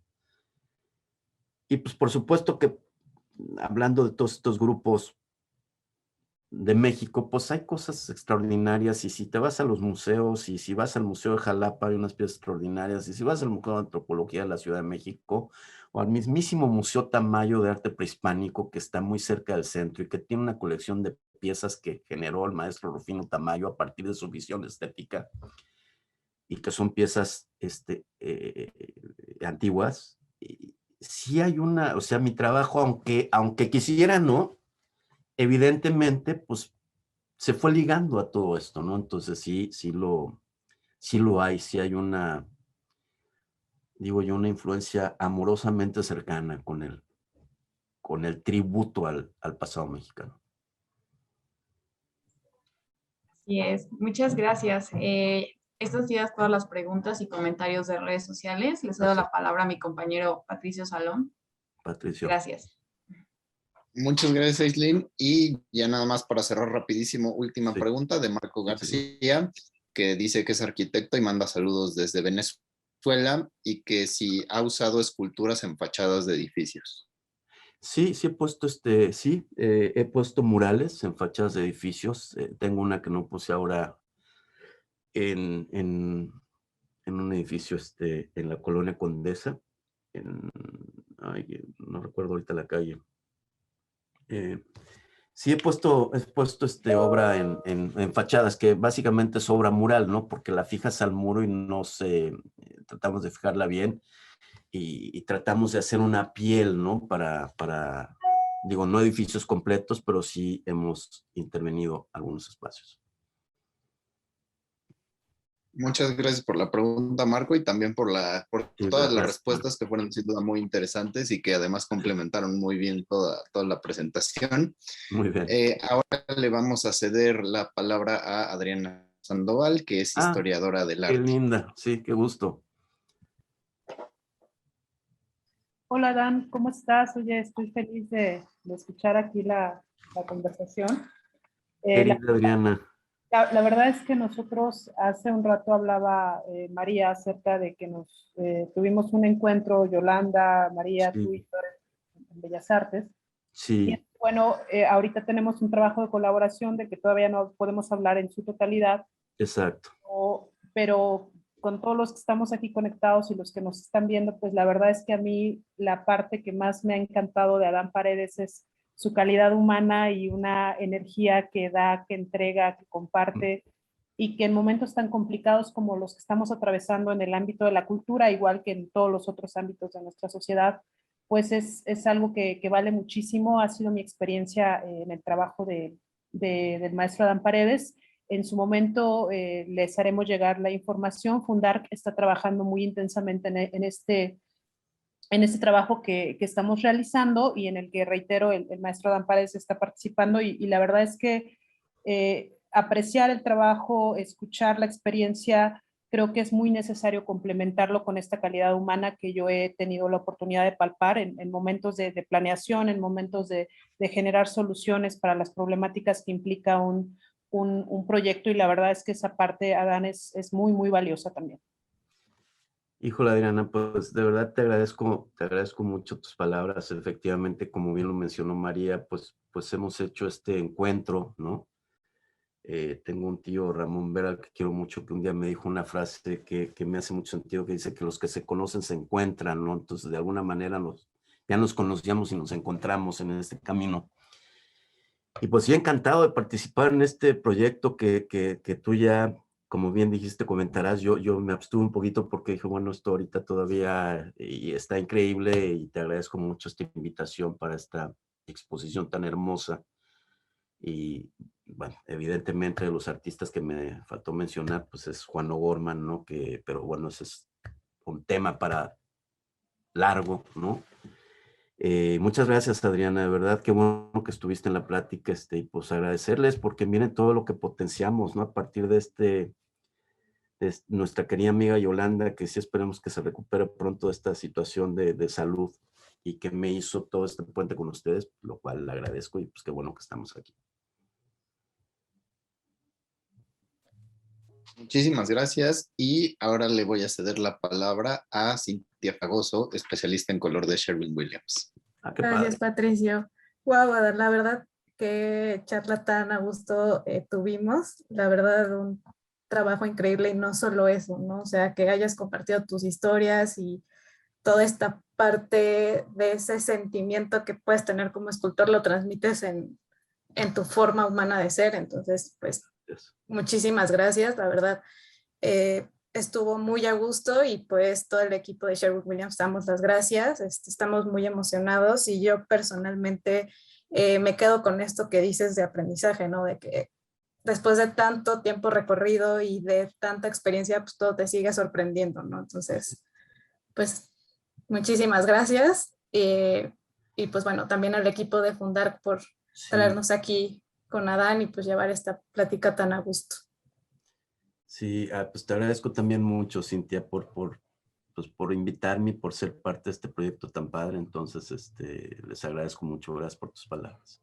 A ti.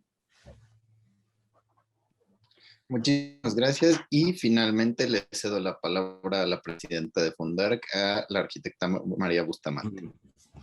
Muchas gracias, Pato. Pues yo simplemente quiero también felicitarte enormemente, Adán. Ha sido una plática deliciosa, ha sido increíble poder ver tu obra con mayor detalle y irlo acompañando con tus palabras, con tus anécdotas, con tu conocimiento y experiencia. La verdad es que nos enriquece muchísimo. Entusiasma muchísimo ver tu obra ya colocada en los espacios arquitectónicos y paisajísticos. La verdad es admirable lo que has logrado. Me da muchísimo gusto, muchísimo honor conocerte y ver todo el desarrollo que has tenido a lo largo de esta trayectoria que cada vez se está consolidando más.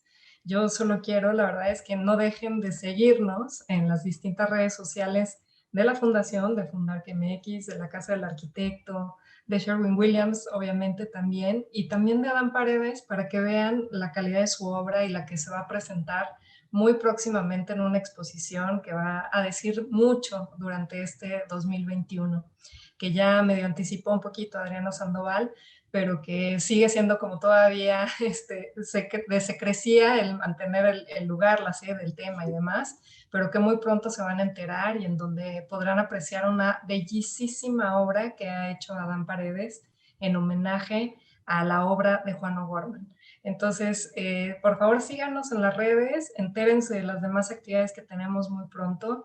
Y gracias una vez más, Adán. Ha sido un deleite conocerte y conocer tu obra a profundidad.